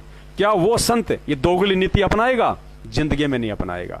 तो ये दोगला आदेश किसका था? ये दोगला आदेश संत रामपाल जी महाराज जी के गद्दार भाई महेंद्र और उसकी गुंडई टीम का था। अरे एपी सिंह वकील का स्टेटमेंट पढ़ो। जाट आंदोलन के समय जब मीडिया ने एपी सिंह वकील का इंटरव्यू लिया तो एपी सिंह वकील में स्पष्ट कहा था कि संत रामपाल जी महाराज जी का किसी भी धरने या आंदोलन को समर्थन देने का कोई आदेश नहीं है। जाटों को जो भी समर्थन दे रहे हैं ये राष्ट्रीय समाज सेवा समिति है और ये इनका अपना मत है, अपने स्तर पे अपनी सोच समझ से ये लोग इनका विरोध कर रहे हैं। इसमें संत रामपाल जी महाराज का कोई आदेश या दोष नहीं है। उसके बाद भी गद्दारों की आंखें नहीं खुली, मूर्खों की आंखें नहीं खुली। हमने भेजे थे फेसबुक पे, व्हाट्सएप पे, वो सारी चीजें हमने भेजी हैं उस समय, फिर भी आंखें नहीं खुली। तो इन्होंने भक्तों के वहां भी कर्म फुड़वाए ज्ञान विरुद्ध आदेश दिलवाकर, और साथ में हम भक्तों की परीक्षा चल रही है। हम भक्तों की, ये ना समझना, हम भक्तों की परीक्षा भी चल रही थी। परमेश्वर देखते हैं कि इतना ज्ञान देने के बाद भी ये गोबर खाते हैं या हीरे मोती चुनते हैं। मैंने इनको हंस बनाया था, ये कव्य बन के गोबर खाते हैं या हंस बने रह के हीरे मोती चुकते हैं। फिर भी हम में से 80% लोगों ने गोबर खाया, कौवे बन के, हंस पदवी छोड़ के कौवे बन के गोबर खाया और गुरुजी को बहुत दुखी किया। उसी समय क्या हुआ? इन लोगों ने संगत में भंडारे बंद करवा दिए। इन लोगों ने संगत में गुरुजी का आदेश बता के भंडारे बंद करवा दिए कि भाई गुरुजी का आदेश है जगह जगह सत्संग करो, दान इकट्ठा करना है और भंडारे नहीं करने, केवल चाय और बिस्कुट देना है। अब पुण्यात्माओं, जो परम संत सतलोक आश्रम बरवाड़ा में, सतलोक आश्रम करोथा में, या जहां कभी उस परम संत ने सत्संग किए हैं, वो पहले अपने बच्चों को भंडारे से छिप कराता था। भंडारे से उनका पेट भरता था, उनकी आत्मा को तृप्त करता था, उसके बाद अपने बच्चों को सत्संग सुनाता था। वरना परमेश्वर कहते हैं कि भंडारे से पहले तो कथा भी नहीं हो सकती। ये सत्संग हमने भेजा हुआ है संगत में। परमेश्वर ने कहा कि भंडारे के बिना तो कथा भी स्टार्ट नहीं हो सकती। और ये नालायक उसी गुरु का आदेश बता के, और परमेश्वर की वाणी क्या बोलती है, हम रोज पढ़ते हैं नित्य नियम में। ये परमात्मा की डूम भाट के गीत नहीं है, परमात्मा मनोरंजन के लिए नहीं सुनाते हमें ये बातें।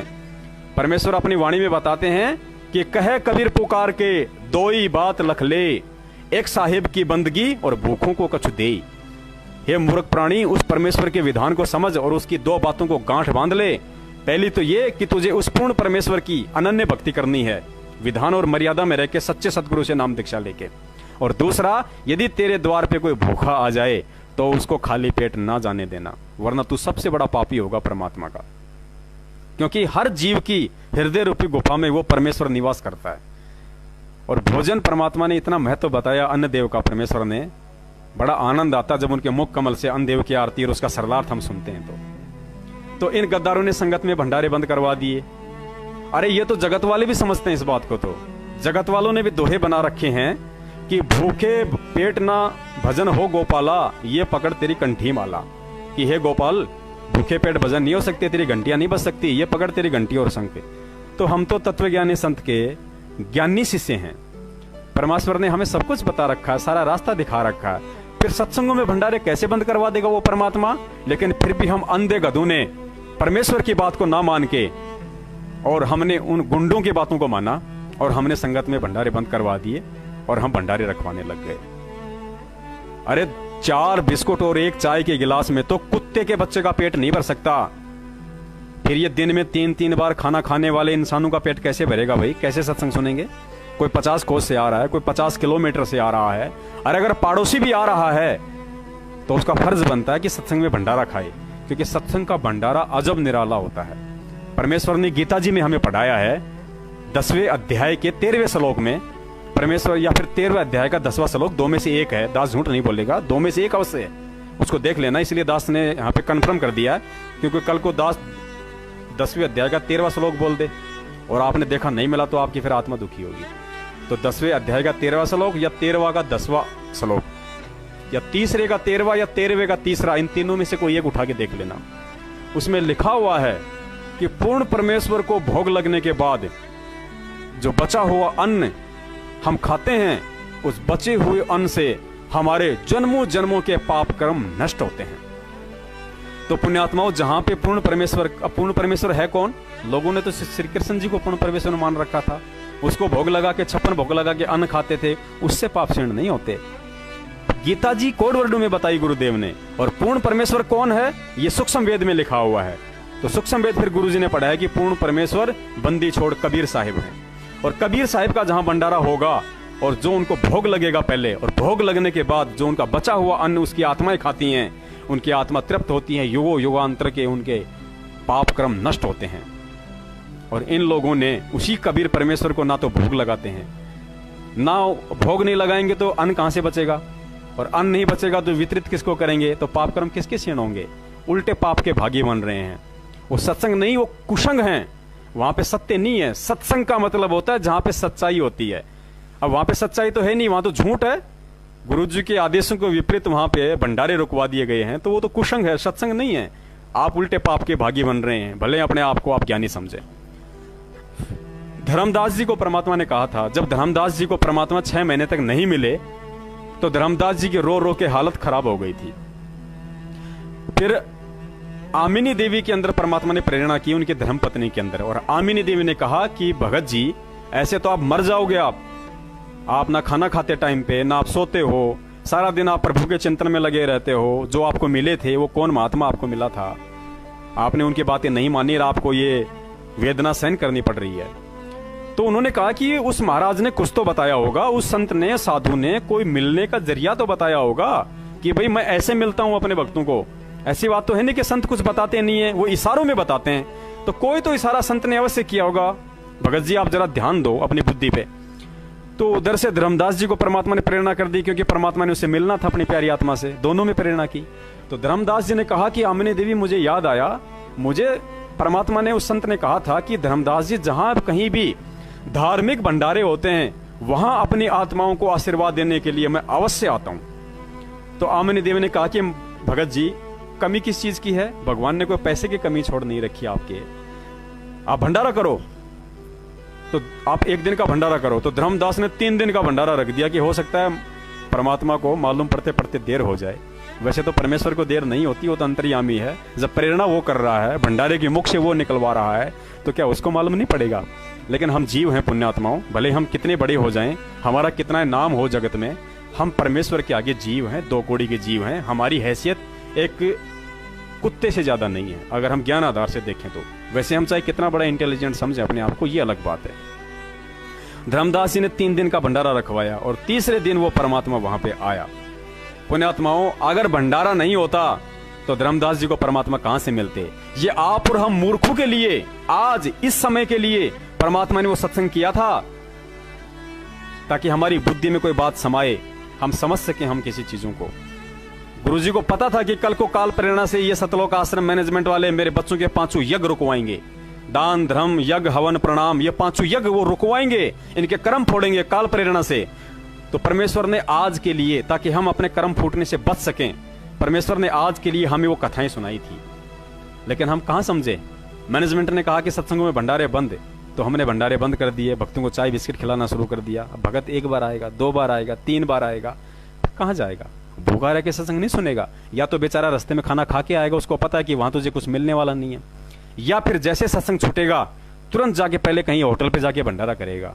अरे होटल पे जाके वो पैसे देगा, वहां पे पता नहीं कौन खाना बना रहा है, बीड़ी पीते हुए बना रहा है, जर्दा खाते हुए बना रहा है, क्या उसके विचार हैं। क्योंकि परमात्मा कहते हैं जैसा खावे अन्न वैसा होए मन, और जैसा पीवे पानी वैसे हो जाए वाणी। ठीक है, तो परमेश्वर ने इसीलिए तो हम ये सत्संग सुनाए थे कि हम उन चीजों को समझें, हम सोचें। सत्साहिब भक्तान सत्साहिब कर ले, लाइव चल रही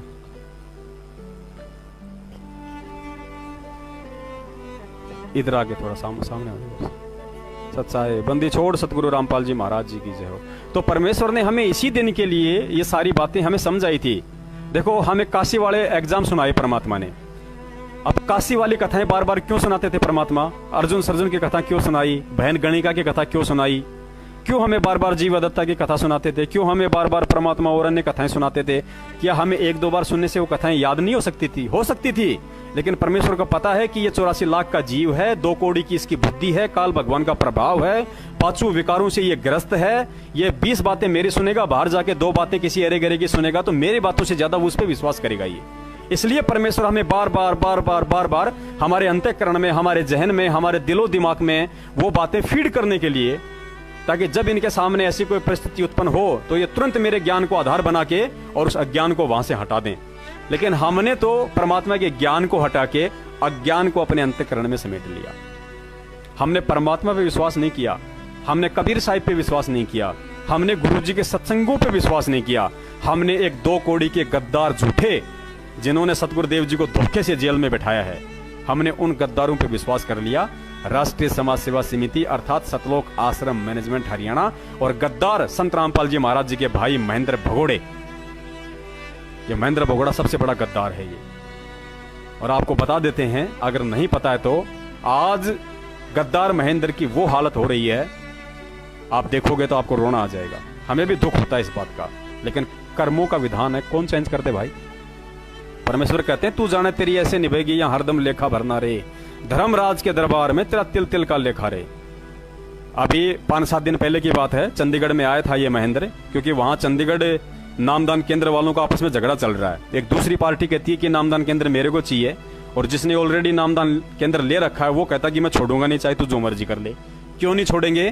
क्योंकि माया से चिपट चुके हैं ये लोग, हट नहीं सकते। इनका मकान किराया, इनकी दुकान का किराया, इनके बच्चों की फीस, इनकी गाड़ी का डीजल पेट्रोल, ये ससुराल जाते हैं तो गाड़ी करके लेके जाते हैं, उसका डीजल, उस गाड़ी का किराया, बच्चों के कपड़े, मार्केट से साग सब्जी, राशन, ये सब कहां से आता है?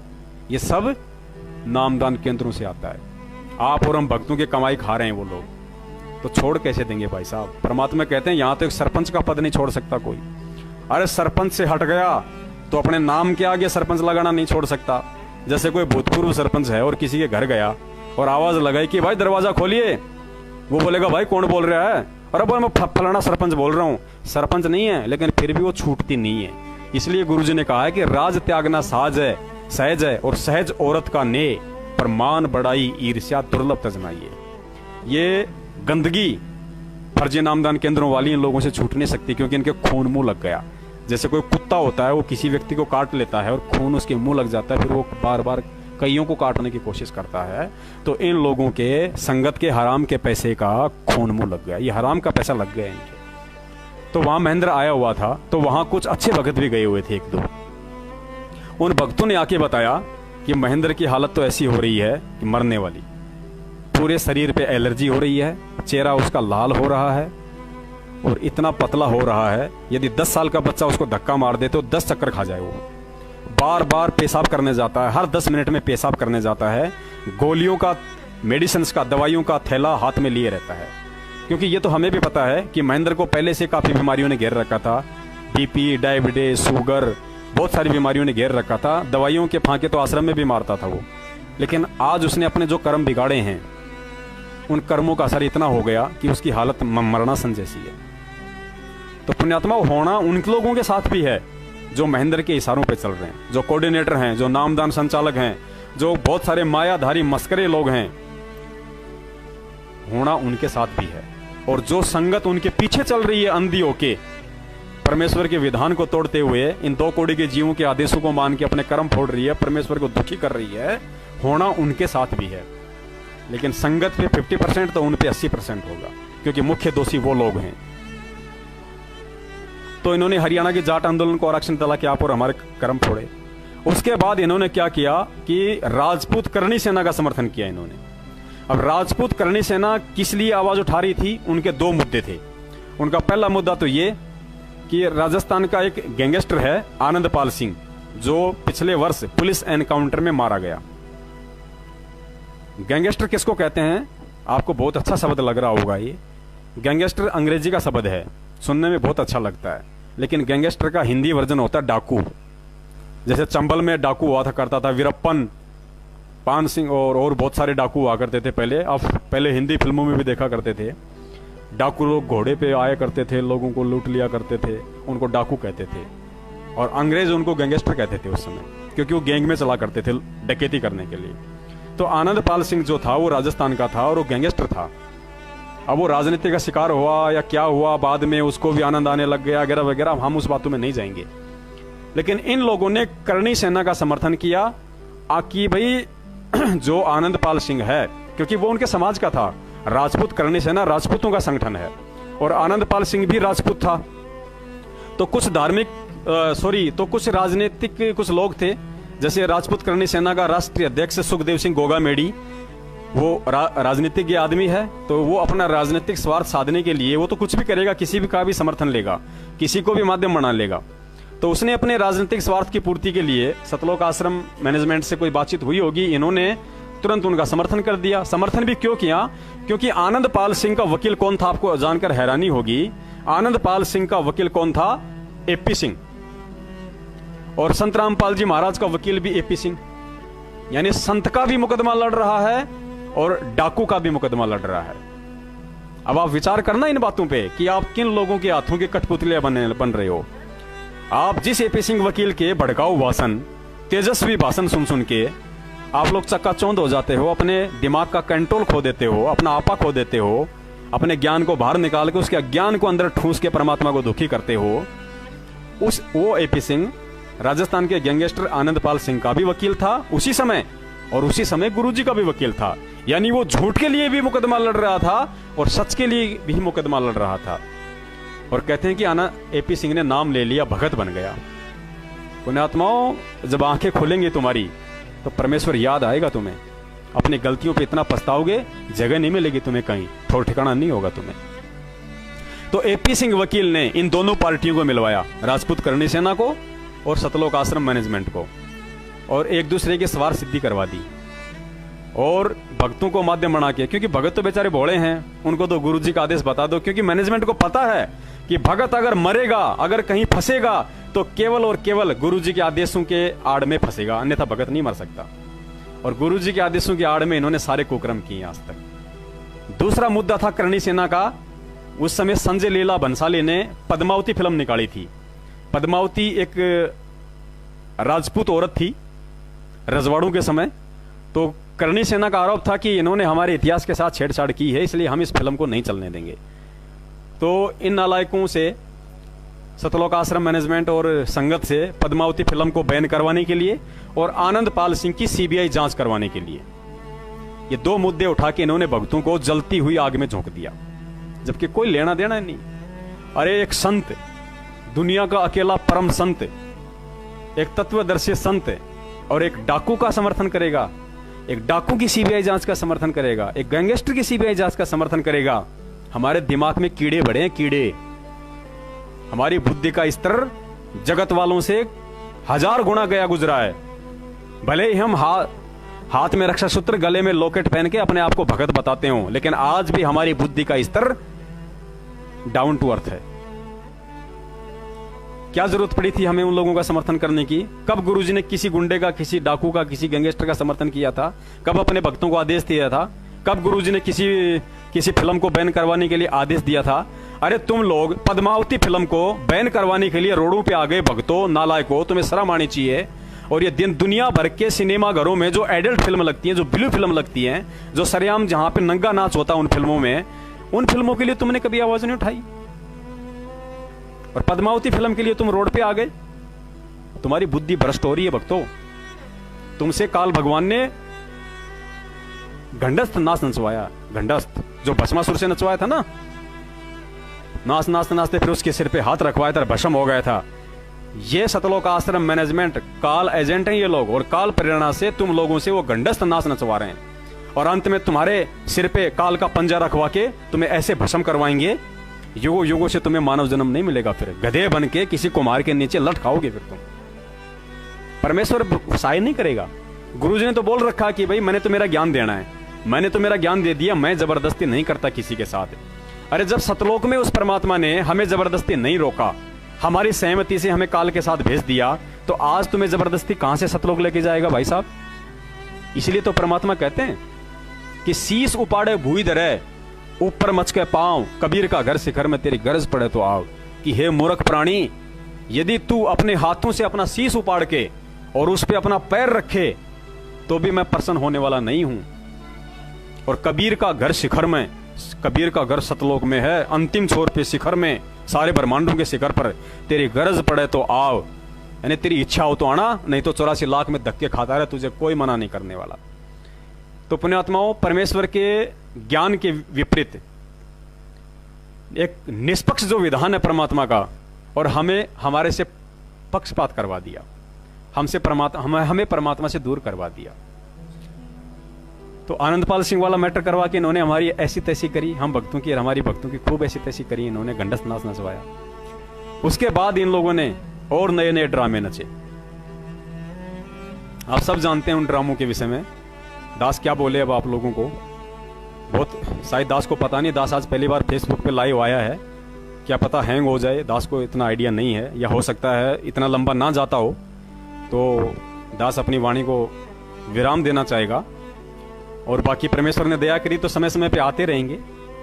और कल हरियाणा में वोट हैं, हाथ जोड़ के सतगुरुदेव जी की तरफ से हाथ जोड़ के, चलो इस दास के तो मत मानो, इस कुत्ते के तो आप मत मानो, दास को तो आप लोगों ने मनमुखी रूप से गुरुद्रोही घोषित कर रखा है, ये आपके अपने वचन है, आपके अपनी सोच है, मैं तो आपका उस वचन का भी सम्मान करता हूँ, आदर करता हूँ, सत्कार करता हूँ। धन्य है भक्तों आप, जो परमेश्वर के विधान को छोड़ के मनमुखी रूप से उनकी वाणियों का अर्थ तोड़ मरोड़ करके किसी को गुरुद्रोही तो किसी को गुरुमुखी कुछ भी बना देते हो। हमें इन चीजों से कोई गिला शिकवा नहीं है। संगत हमारी भाई बहन है, हमें पता है संगत भोली है बेचारी, संगत का नाजायज फायदा उठाया जा रहा है। संगत को तो एक कंधे के रूप में यूज लिया जा रहा है बंदूक चलाने के लिए, संगत के कंधे पे रख के तोप चलाई जा रही है। संगत का दोष नहीं है, लेकिन इतना सब कुछ सारा सच्चाई संगत तक पहुंचने के बाद भी आज सत्सेवकों के वीडियो घर घर में फैले हुए हैं, सबको सच्चाई समझ में आ रही है। और हमें भी इस बात का पता है कि 60% लोगों ने मैनेजमेंट को दान देना बंद कर दिया, ज्योति पाठ का पैसा देना बंद कर दिया, मैनेजमेंट के सत्संगों में इशार तारीखों पे जाना बंद कर दिया, और घर बैठ के परमेश्वर की भक्ति कर रहे हैं। हमें पता है इस चीज का, क्योंकि परिवर्तन तो होना है। सत्य और असत्य, न्याय अन्याय, धर्म अधर्म की इस लड़ाई में जीत हमेशा न्याय सत्य और धर्म की होगी, ये तो सर्व सिद्ध है, इसमें कोई झूठ नहीं, कोई दो राय नहीं। इसमें समय अवश्य लगेगा, समय का हमें इंतजार है।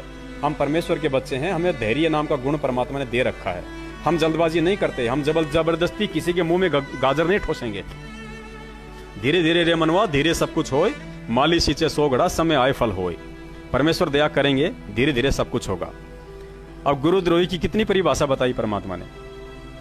परमात्मा ने कहा कि गुरुद्रोही गुरुद्रोही सब कोई कहे, पर गुरुद्रोही न चीन कोई, और गुरु से बैर ईर्ष्या करे, गुरुद्रोही कावे सोई। इस लाखों की अंधी बैरी गूंगी संगत में से एक भी भगत एक भी पॉइंट बता दे, ससबूत प्रमाणित, कि इस पवनदास जयपुर वाले ने, या मेरे अन्य सत्सेवक भाइयों ने, रामचंद्र जी ने, या पंजाब से अपने करण भगत जी ने, किसी भी भगत जी ने, जो जितने भी हैं परमात्मा के बच्चे सत्सेवक हैं, जो सच्चाई के राह पे चल रहे हैं, यदि परमेश्वर के खिलाफ एक भी उन्होंने वचन निकाला हो तो, और यदि गलती से किसी से कोई वचन निकल गया हो तो उसने अपने परमेश्वर से माफी मांगी है। और परमेश्वर कहते हैं कि खेवट सबको खेवता, क्या उत्तम क्या नीच। जो गलतियां करने के बाद जिसे अपनी गलती का एहसास हो जाए, जो समय ऐसा ना कर ले, उसको परमेश्वर दया करते हैं।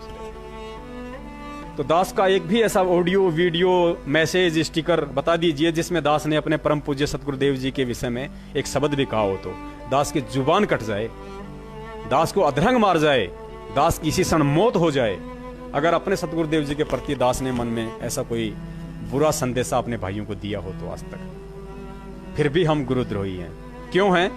क्योंकि परमेश्वर ने इस लोक का विधान बताया है कि इस काल लोक में सच्चाई बोलने वाले को यहां ऐसे ही लड्डू मिलते हैं, जैसे कि परम संत सतगुरु रामपाल जी महाराज जी को मिल रहे हैं। उन पे देशद्रोही का धब्बा लगा हुआ है। क्या हमारे गुरु जी देशद्रोही हैं? इस बात को केवल हम भगत जानते हैं, लेकिन जगत उन्हें देशद्रोही कहता है।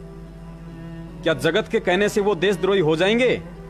क्या जगत वालों के कहने से, जिनको ज्ञान नहीं है बेचारों को, क्या जिन्होंने मीडिया के कहने से सरकार के द्वारा उल्टे सीधे आरोप लगाने से क्या हम अपने परम पूज्य सतगुरुदेव जी को देशद्रोही मान लें? नहीं मान सकते। क्यों नहीं मान सकते? क्योंकि हमें उन्होंने अपने ज्ञान से परिचित करवा रखा है। हमने उनको एडी से लेकर चोटी तक देखा है, जांचा है, परखा है। हम उनके सानिध्य में रहे हैं। हमें अपने गुरु का आचार विचार व्यवहार रहनी करनी कथनी सोच समझ उपदेश ज्ञान विचार सब पता है हमें।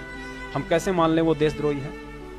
ठीक इसी प्रकार संगत अज्ञानता के चलते चाहे हमें लाख बार गुरुद्रोही कहे, हमें कतई बुरा नहीं लगेगा, क्योंकि परमेश्वर का विधान कहता है कि हम भगत हैं और हम गुरुमुखी भगत हैं। और अगर कोई गद्दार है इस सत्संग में, इस संगत में यदि कोई गद्दार है, सबसे बड़ा यदि कोई गद्दार है तो वो सतलोक आश्रम मैनेजमेंट हरियाणा है। और उसके बाद यदि कोई गद्दारी के फार्म भर रहा है नए सिरे से, तो वो संगत है, वो नामदान संचालक और कोऑर्डिनेटर लोग हैं जो उनके मनमुखी आदेशों पे अंधे होके चल रहे हैं। यानी भेड़ की पूंछ पकड़ के दरिया पार करने की कोशिश कर रहे हैं गुरुजी के समझाने के बाद भी। तो वो गुरुद्रोही की पैड़ पे पैर रखना होता है कि गुरुद्रोही की पैड़ पे जय पग आवे पैर 84 निश्चय पड़े, सतगुरु कहें कबीर। पैड़ पे पैड़ का गुरुजी ने मतलब बताया, उनकी यश में यश मिलाना। जो ज्ञान विरुद्ध आदेश होते हैं, ज्ञान विरुद्ध बातें होती हैं, परमात्मा के विधान के खिलाफ यदि आपको कोई चलने की सलाह देता है, प्रेरणा देता है, और आप उस परमेश्वर के ज्ञान को छोड़ के, इतने उस तत्व ज्ञानी सत्संगों को छोड़ के, उसके विधान को छोड़ के यदि आप उस व्यक्ति के कहे अनुसार चलते हो, तो आप उसकी पैड़ पे पैर रख रहे हो, आप गुरुद्रोही के फार्म भर रहे हो। तो असली गुरुद्रोही संगत में मैनेजमेंट है। अब ये ना कहना कि भाई मैनेजमेंट ने कौन सी गुरुजी से ईर्ष्या की है, कौन सी निंदा करी है। जैसे कि आपने कहा परमात्मा की वाणी बता के कि गुरु से बैर ईर्ष्या करे, गुरुद्रोही कहावे सोई। पुण्यात्माओं, ईर्ष्या और निंदा चुगली का क्या मतलब होता है? ये नहीं है कि सामने सामने बोल दिया वही ईर्ष्या निंदा चुगली हो गई, नहीं। यहां गुरु जी की वाणी कहती कि जो गुरु की निंदा करता है वो गुरुद्रोही होता है, जो गुरु से ईर्ष्या करता है वो गुरुद्रोही होता है। और गुरुद्रोही कोई भगत ही नहीं हो सकता, जगत वाला भी गुरुद्रोही होता है। जो गुरु का द्रोह करेगा वो गुरुद्रोही, चाहे भगत हो चाहे जगत का हो। जैसे आर्य समाजियों ने 2006 में गुरु जी का विद्रोह किया, गुरु जी का द्रोह किया, तो वो गुरु जी के गुरुद्रोही हैं। ऐसा नहीं है कि उन्होंने नाम नहीं ले रखा तो उनके ऊपर ये गुरुद्रोही शब्द नहीं लगेगा, उन पे भी लगेगा। जो गुरु से द्रोह करेगा वो गुरुद्रोही होता है। अब आपको बताते हैं कि मैनेजमेंट ने गुरु जी की निंदा कैसे करी है। पुण्यात्माओं, गुरुद्रोही वही नहीं होता है जो गुरु जी की निंदा करता है, बल्कि उससे भी बड़ा गुरुद्रोही है होता है जिसके कारण, जिसकी गलतियों के कारण, जिसकी मनमानियों के चलते, जिसके अज्ञान के चलते, जिस भगत के अज्ञान कुकर्म पाखंड के चलते दुनिया उसके गुरु की निंदा करे, वो सबसे बड़ा गुरुद्रोही होता है। अरे भगत तो खुद ही निंदा करेगा, वो तो गुरुद्रोही हो गया। लेकिन उस भगत की करनी और कथनी के चलते यदि वो दुनिया भी यदि उस गुरु की निंदा करने लग जाए, तो उससे बड़ा गुरुद्रोही दुनिया में कोई नहीं। और आज आप सबको पता है कि बरवाला कांड किन लोगों ने करवाया है। किन लोगों ने परम संत सतगुरु रामपाल जी महाराज जी के आदेश बताकर उनकी पीठ पीछे, उनकी नाम की आड़ में हम भक्तों को काले कपड़े पहनाए, हमें भगत से गुंडा बनाया, हमारे हाथों में जलती हुई मसाले पेट्रोल बम पकड़वाए, हमसे जेसीपी फुकवाई, हमसे पुलिस की जिप्सियों के ऊपर जलती हुई मसाले। गवाह है क्योंकि दास उस समय खुद वहां पे मौजूद था और दास इस घटना का चश्मदीद गवाह है। दास उस घटना का चश्मदीद गवाह है। इसलिए दास आप जियों को निवेदन करता है कि अभी भी समय है, इन चीजों को आप छोड़ो। अरे सबसे पहले अपने गुरु को समझो, अपने परमात्मा के ज्ञान को समझो, उस ज्ञान को समझ के फिर दूसरे के आदेशों की तुलना करो कि कोई भी व्यक्ति हमें जो आदेश बता रहा है, क्या वो आदेश, वो ज्ञान, वो मार्ग मेरे गुरु के बताए हुए ज्ञान के अनुसार है या नहीं है। जिस परम संत ने अपने बच्चों को, पुण्यात्माओं, नाम लेने से पहले हम इन हाथों से क्या किया करते थे पता है? हम इन हाथों से कुकर्म करते थे, अधर्म करते थे, अन्याय करते थे। अरे जिस सतगुरु देव ने नाम दीक्षा देके जिन पाप कमाने वाले हाथों को सही शिक्षा देके और इन हाथों में मंत्र कार्ड पकड़ना सिखाया, इन हाथों में माला पकड़नी सिखाई, क्या वही सतगुरु बरवाला कांड में अपने सत्संगों के विपरीत चलते हुए अपने उन्हीं बच्चों के हाथों में लठ पत्थर डंडे बंदूकें पेट्रोल बम और जलती हुई मसाले पकड़ाएगा? जिंदगी में नहीं पकड़ा सकता। अरे सफेद पोशाक तो कबीर पंथ की पहचान है। और वर्तमान में यदि इस पृथ्वी पे कोई असली कबीर पंथी संत है तो केवल सतगुरु रामपाल जी महाराज हैं। तो पुण्यात्माओं, जिस कबीर पंथ की पोशाक सफेद है, और यदि वो वास्तव में कबीर यहां आया हो और वही अपने बच्चों को सफेद पोशाक छुड़वा के और काले कपड़े पहनाएगा, जिंदगी में नहीं पहना सकता। तो ये काम किसके थे? ये काम काल के थे, ये ज्योति निरंजन के काम थे। और ज्योति निरंजन सामने आता नहीं, आपको पता है। ब्रह्मा विष्णु महेश को भी वो निमित्त बना के काम करवाता है, खुद अदृश्य रह के। तो यहां पे उस काल ने सतलोक आश्रम मैनेजमेंट को अपना एजेंट बना के भेजा हुआ था, और उसके मार्फत गुरु के आदेशों की आड़ में उसने सारे कुक्रम हम भक्तों से करवा दिए। काल ने कहा था ना कि जाओ जोग जी संसारा, जीव न माने कहा तुम्हारा, नाम तुम्हारा ले। मालिक की वाणी है कि नाम तुम्हारा ले, वाद विवाद बढ़ाऊं या विद जीवों को भटकाऊं। यानी तेरा नाम ले लेके, तेरे आदेश बता बता के, तेरा विधान बता बता के, तेरे ही बच्चों से कुकर्म करवाऊंगा। तो पुण्यात्माओं, काल कोई छोटी शक्ति नहीं है। अगर उसने भी वचन दिया है तो कोशिश अवश्य करेगा। अब ये डिपेंड करता है कि हम उसके झांसे में आते हैं या नहीं आते, और हम आ गए। पुण्यात्माओं, बरवाला कांड में परमेश्वर के रहते सहते उनकी 6 आत्माओं की मौत हुई है। क्या ऐसा कभी संभव है? अरे जिस जगह पे साक्षात परमात्मा बैठा हो, जिस जगह पे हजारों भगत बैठ के सतनाम का सत सुमरण कर रहे हो, जिस जगह पे हजारों भक्तियों के ज्योति और पाठ की ज्योतियां जल रही हो, जिस आश्रम की एक एक ईंट के ऊपर बंदी छोड़ सतगुरु रामपाल जी महाराज जी के नारे अंकित हों, जहां साक्षात परमेश्वर अपने बच्चों को आशीर्वाद देने के लिए विराजमान हो, क्या काल भगवान उस आश्रम की एक ईंट भी उखाड़ सकता है? 6 आत्माएं मारने की तो बहुत दूर की बात है। काल भगवान उस आश्रम की एक ईंट भी नहीं उखाड़ सकता। लेकिन उसी परमेश्वर के रहते सहते, उन्हीं भक्तों के आश्रम में रहते सहते, उन्हीं ज्योतियों के जलते, और परमेश्वर के 6 बच्चों की उसकी आंखों के सामने आश्रम के मेन गेट पे मौत हो जाती है। तो ये ना समझना कि परमेश्वर कच्चा है या ज्ञान कच्चा है या परमात्मा कच्चा है।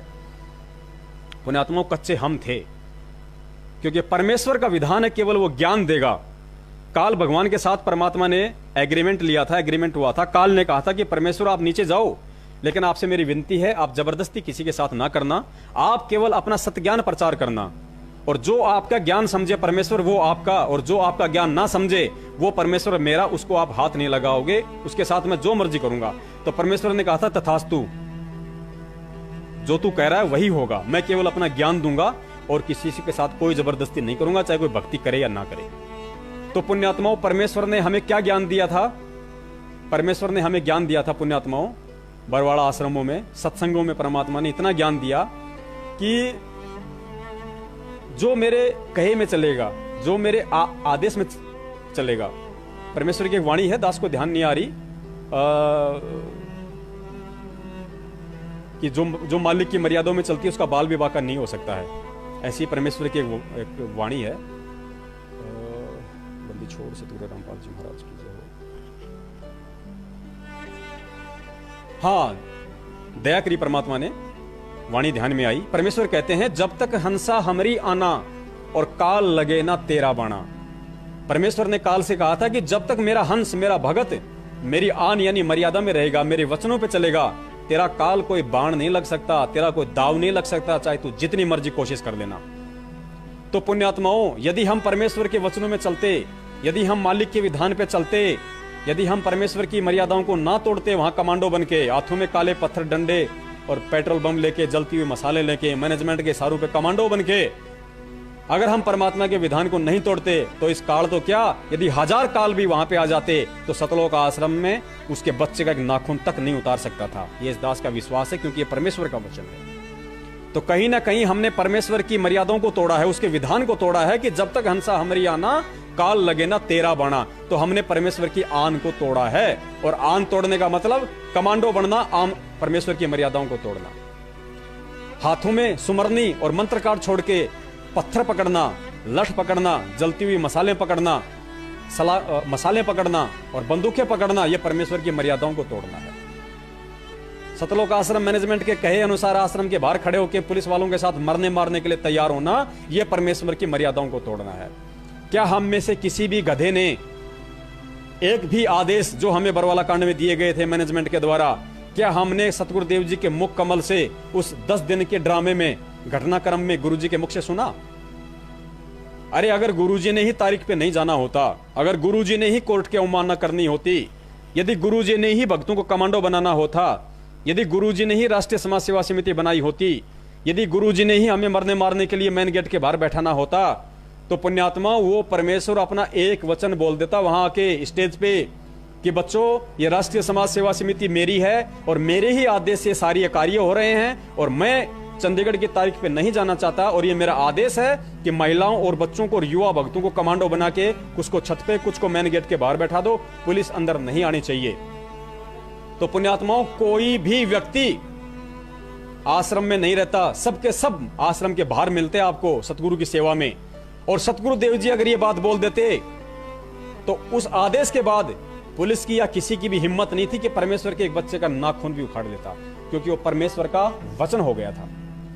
लेकिन हम गधों ने नहीं सुना कभी भी। गुरुजी भक्तों को आशीर्वाद भी देने आए थे 10 तारीख को, लेकिन उस समय भी गुरुजी ने किसी को यह नहीं कहा कि बच्चों ये जो तुम कर रहे हो सही कर रहे हो। गुरुजी ने नहीं कहा। क्यों नहीं कहा? क्योंकि परमेश्वर का वचन था काल भगवान के साथ कि परमेश्वर आप अपना ज्ञान दोगे और आपका ज्ञान समझ के जो आपके अनुसार चले वो आपका, नहीं तो मेरा। और पुण्यात्माओं, उस परीक्षा के तहत, अपने वचन के तहत, क्योंकि हम 2 कौड़ी के जीव हैं, हम अपने वचन को तोड़ सकते हैं लेकिन परमेश्वर अपना वचन नहीं तोड़ेगा। अगर उसने अपना वचन तोड़ दिया तो पूरी सृष्टि तहस नहस हो जाएगी। क्योंकि ये जो ब्रह्मांड हैं, पिंड हैं, ये जितने भी लोक हैं, पूरी सृष्टि का जो संचालन हो रहा है, ये किसके कारण हो रहा है? परमेश्वर ने तारों से नहीं बांध रखे किसी को, परमेश्वर ने अपने वचन से बांध रखे हैं सबको। सारा सिस्टम, सारी सृष्टि सब उनके वचन से चल रही है और अगर उसका वचन टूट गया तो सब कुछ नष्ट हो जाएगा। यहाँ पे परमेश्वर की वाणी है कि पोपाटी पगड़ा भया और जागी जिया जून, सब काहू को देत है चोंच समाना चून। और एक वाणी में परमेश्वर ने कहा कि अनंत कोटि बाजी जहां हम रचे सकल ब्रह्मंड और गरीब दास मैं क्या करूं, यो काल करे जीव खंड। परमेश्वर अपनी समर्थता बता रहे हैं आदरणीय गरीबदास जी महाराज जी को कि भाई गरीबदास, मैं अनंत कोटि ब्रह्मांड का स्वामी हूं, मैं राजा हूं, मैंने ही सारे ब्रह्मांडों की रचना की है।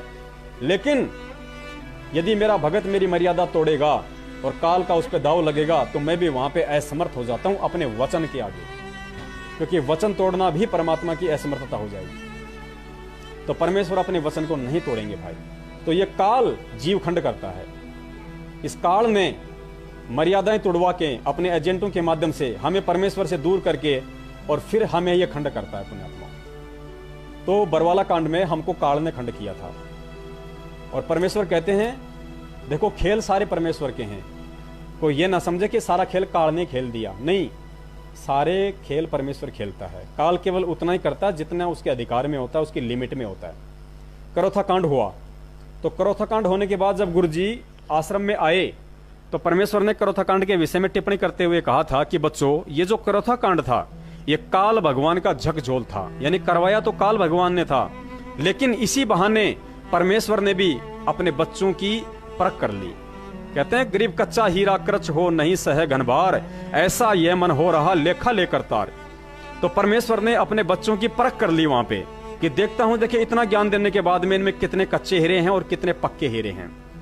और परमेश्वर ने कहा कि मेरा एक भी बच्चा कृच नहीं हुआ। और आज तो पुण्यात्माओं, संगत में शायद ही कोई ऐसा हो जो अपने आप को हीरा कह सके। ये दास भी नहीं कह सकता अपने आप को। हालांकि बहुत सारे भगत दास के विषय में टिप्पणी करते हैं कि आप संत रामपाल जी महाराज जी के आप जो है आप परम भगत हो, आप उनके परम शिष्य हो। जगत वाले भाई भी वीडियो देख देख के कमेंट्स करते हैं, लेकिन दास नहीं मानता इस चीज को, क्योंकि दास जिस दिन उनका परम शिष्य हो जाएगा उस दिन दास आपको फेसबुक पे लाइव नहीं मिलेगा। दास उस दिन अपने सतलोक वाले भाइयों को मिलेगा, यहाँ नहीं मिलेगा। दास में भी 5 विकार हैं, दास में भी सारे विकार हैं। अभी ऐसी बात नहीं कि दास में विकार नहीं है। काम, क्रोध, मोह, लोभ, अहंकार, 25 प्रकृतियां। सतगुरुदेव जी के अलावा वर्तमान में इस पृथ्वी के ऊपर ऐसा कोई नर प्राणी नहीं है, ऐसा कोई जीव नहीं है जिसके अंदर ये 5 विकार ना हो। दास भी उन 5 विकारों से ग्रसित है, लेकिन परमेश्वर कहते हैं कि मेरे ज्ञान देने के बाद ये विकार तुम्हें परेशान नहीं करेंगे, तुमसे ऐसी कोई मर्यादा खंड नहीं करवाएंगे कि तुम मेरे से दूर हो जाएगा। और परमेश्वर ने यहां तक कहा कि विकार अंतिम समय तक दूर नहीं होंगे। तुम्हारे जो 5 विकार हैं ये तुम निकाल नहीं सकते, इनको मिटा नहीं सकते, मार नहीं सकते। गुरुजी ने कहा कि ये जब तक तुम इस शरीर में हो तुमसे बंधे हुए हैं ये। और फिर गुरुजी ने बताया कि यदि कुछ हो सकता है तो डाइल्यूट होंगे, ये 5 विकार डाइल्यूट होंगे। किससे? ज्ञान से निष्क्रिय हो जाएंगे। ये तुमसे वो कुकर्म नहीं करवा सकते जो काल चाहता है मेरे से दूर करने के लिए। ये उस भगत के लिए कहा है परमात्मा ने जो उनके ज्ञान को आधार बना के चलेगा। तो आज जितने भी सत्सेवक हैं उन पे परमेश्वर की बहुत बड़ी दया है। मालिक की सेवा करते हुए, वो मर्यादा में रहते हुए परमेश्वर से ही प्रार्थना करते करते कि हे परमेश्वर हमें मर्यादाओं में रखना। हम तो 2 कौड़ी के जीव हैं मालिक, हमारी कोई औकात नहीं है बंदी छोड़। हम तो शतरंज की उन गोटियों की तरह हैं मालिक। हम 84 लाख के जीव, चाहे हमें मानव तन प्राप्त है, चाहे हमें ज्ञान मिल गया, हमें आप मिल गए, लेकिन फिर भी परमात्मा हम उन शतरंज की गोटियों की तरह हैं जो 2 ही शक्तियों के हाथ में होती हैं। खिलाड़ी 2 होते हैं, नीचे पासा होता है, शतरंज की गोटियां होती हैं। तो पुण्यात्माओं, ये जो पासा है शतरंज का, वो तो समझ लीजिए आप 21 ब्रह्मांड को, और गोटियां समझ लीजिए आप और हमको, और 2 खिलाड़ी केवल काल भगवान और पूर्ण परमेश्वर।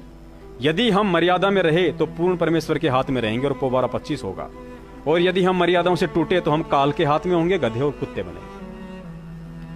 और आज जितने भी कुक्रम करवाए जा रहे हैं, ये सारे के सारे कुक्रम काल के द्वारा करवाए जा रहे हैं। यानी जितने भी भगत जो सतलोक आश्रम मैनेजमेंट के पीछे चलते हुए आज कांग्रेस का समर्थन और बीजेपी का असमर्थन कर रहे हैं, उसको हराने की दिन रात कोशिश कर रहे हैं। अरे एक बात बताइए, राहुल गांधी आपका कौन सा जमाई लगता भाई, और मोदी कौन सा आपका दुश्मन है बेचारा? मेरी ना तो राहुल से कोई दुश्मनी है, ना मोदी से मेरी कोई दोस्ती है, ना मैंने कांग्रेस का बहिष्कार किया, ना मैंने आज तक कभी बीजेपी का समर्थन किया, क्योंकि मैं भगत हूं। मेरी विचारधारा दोनों पार्टियों से भिन्न है। अरे आजकल तो सरकार ने भी ऑप्शन दे दिया नोटा के बटन का, कि यदि आप दोनों में से किसी भी पार्टी को पसंद नहीं करते हैं तो आप नोटा का बटन दबा दीजिए। इससे ये होता है कि मेरा किसी भी राजनीतिक पार्टी या राजनीतिक उम्मीदवार से कोई लेन देन नहीं है, ना मैं किसी का समर्थन करता हूं। तो आप उन पाप कर्मों से बच जाओगे जो जीतने के बाद उनमें से एक पार्टी पाप कर्म करेगी। और हम भगत होके और हम उनका पक्ष कर रहे हैं, एक का विपक्ष कर रहे हैं। हम तो परमात्मा की मर्यादाओं से दूर हो रहे हैं। तो हम कहां चल रहे हैं पुण्यात्मा? अभी भी नहीं जागे तो कब जागेंगे? हर युग में परमात्मा आते हैं, हर युग में हमें यही ज्ञान देते हैं, यही मंत्र देते हैं, और हर युग में हम ऐसी ही गलतियां कर जाते हैं। ये बार बार सत्संग सुनाने का मकसद परमात्मा का यही था कि पुण्यात्माओं, जो गलती तुम पहले कर चुके हो वो गलती आगे ना करना तुम। हमें भीड़ को देख के नहीं चलना। अरे भीड़ को देख के तो भेड़ चलती है, गधे चलते हैं, जानवर चलते हैं। भीड़ को देख के इंसान नहीं चलता। इंसान अपनी बुद्धि और विवेक का इस्तेमाल करके चलता है। 650 साल पहले हम भीड़ को देख के चले। लोगों ने कहा कि देख तेरा गुरु पाखंडी, नालायक, शराब की बोतल लेके वैश्या को हाथी पे बिठा के कुकर्म कर रहा है, ऐसा है तेरा गुरु? डूब मरो तुम और तुम्हारे गुरु। नालायक को बदनाम कर दिया पूरी काशी को। हम लोग लज्जित होके, बिना ज्ञान के, हम लोग दबाव में आके, हम लोग शर्मिंदे होके, अपने परमात्मा में कमियां निकाल के, और हम उनको भड़वा भड़वा करने लग गए। हमने भी कहा उनको भड़वा। ये दास भी उनमें से एक है, उन 64 लाख में से। क्या कहा कि भड़वा भड़वा सब कोई कहे। सब कोई का मतलब परमेश्वर कह रहे हैं कि भड़वा भड़वा सब कोई कहे। सब कोई का मतलब जगत और भगत सब आ गए सब कोई में। भड़वा भड़वा सब कोई कहे, पर कोई न जाने खोज। और दास कबीर, दास गरीब कबीर करम, यो बाटे सिर का बोझ। परमात्मा कहते हैं कि उस समय सब मेरे भगत हो रहे, भगत मुझे भड़वा भड़वा कह रहे थे, लेकिन उनको इस बात का ज्ञान नहीं था। गरीबदास जी महाराज कहते हैं कि उस बात का ज्ञान नहीं था कि वो कबीर परमात्मा अपने सिर से नकलियों का भार उतार रहा था। क्योंकि आध्यात्मिक जीवन का एक विधान है पुण्यात्माओं। जैसे हम लोग अपने बच्चे को स्कूल भेजते हैं, या हम भी स्कूल में गए थे, और साल भर पढ़ाई के बाद हमारा टेस्ट होता था, हमारी परीक्षा होती थी। वो परीक्षा क्यों होती थी? असली और नकली को छांटने के लिए, ज्ञानी और अज्ञानी शिष्य की, विद्यार्थी की परख करने के लिए वो परीक्षा होती थी। ये विधान है यहाँ पे। गुरु अगर दीक्षा देगा, शिक्षा देगा, तो परीक्षा अवश्य लेगा। ठीक यही नियम आध्यात्मिक जीवन का है। यदि गुरु शिष्य बनाता है तो उस शिष्य की परख करना उसके लिए परम अनिवार्य है। क्यों अनिवार्य है? क्योंकि परमात्मा का विधान लागू हो जाता है उस गुरु के ऊपर। क्या विधान है? कि जब तक शिष्य पार नहीं होगा तब तक गुरु पार नहीं हो सकता।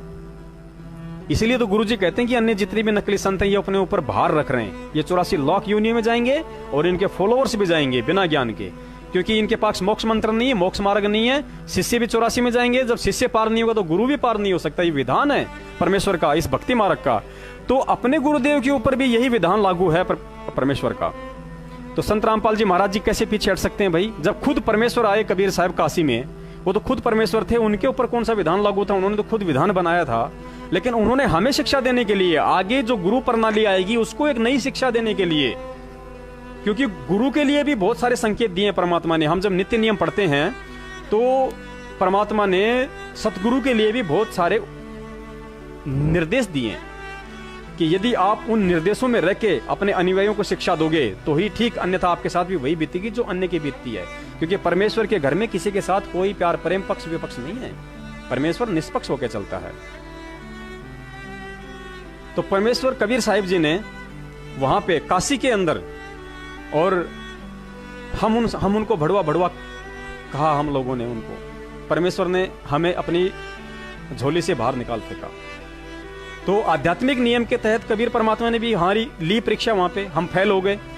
फिर उसी आध्यात्मिक नियम के अनुसार संत रामपाल जी महाराज जी को भी अपनी परीक्षा देनी पड़ी थी, क्योंकि संत रामपाल जी महाराज जी भी स्वामी रामदेवानंद जी महाराज जी के शिष्य थे। क्योंकि गुरु परंपरा अति आवश्यक है, और गुरु परंपरा के बिना यह भक्ति मार्ग आगे नहीं चल सकता। और जब खुद कबीर साहिब जी ने रामानंद जी को अपनी परीक्षा दी, तो कबीर साहिब जी से जो गुरु प्रणाली आगे चलेगी, वो अपनी परीक्षा कैसे नहीं देंगे, कैसे वो गुरु अपनी परीक्षा नहीं लेंगे।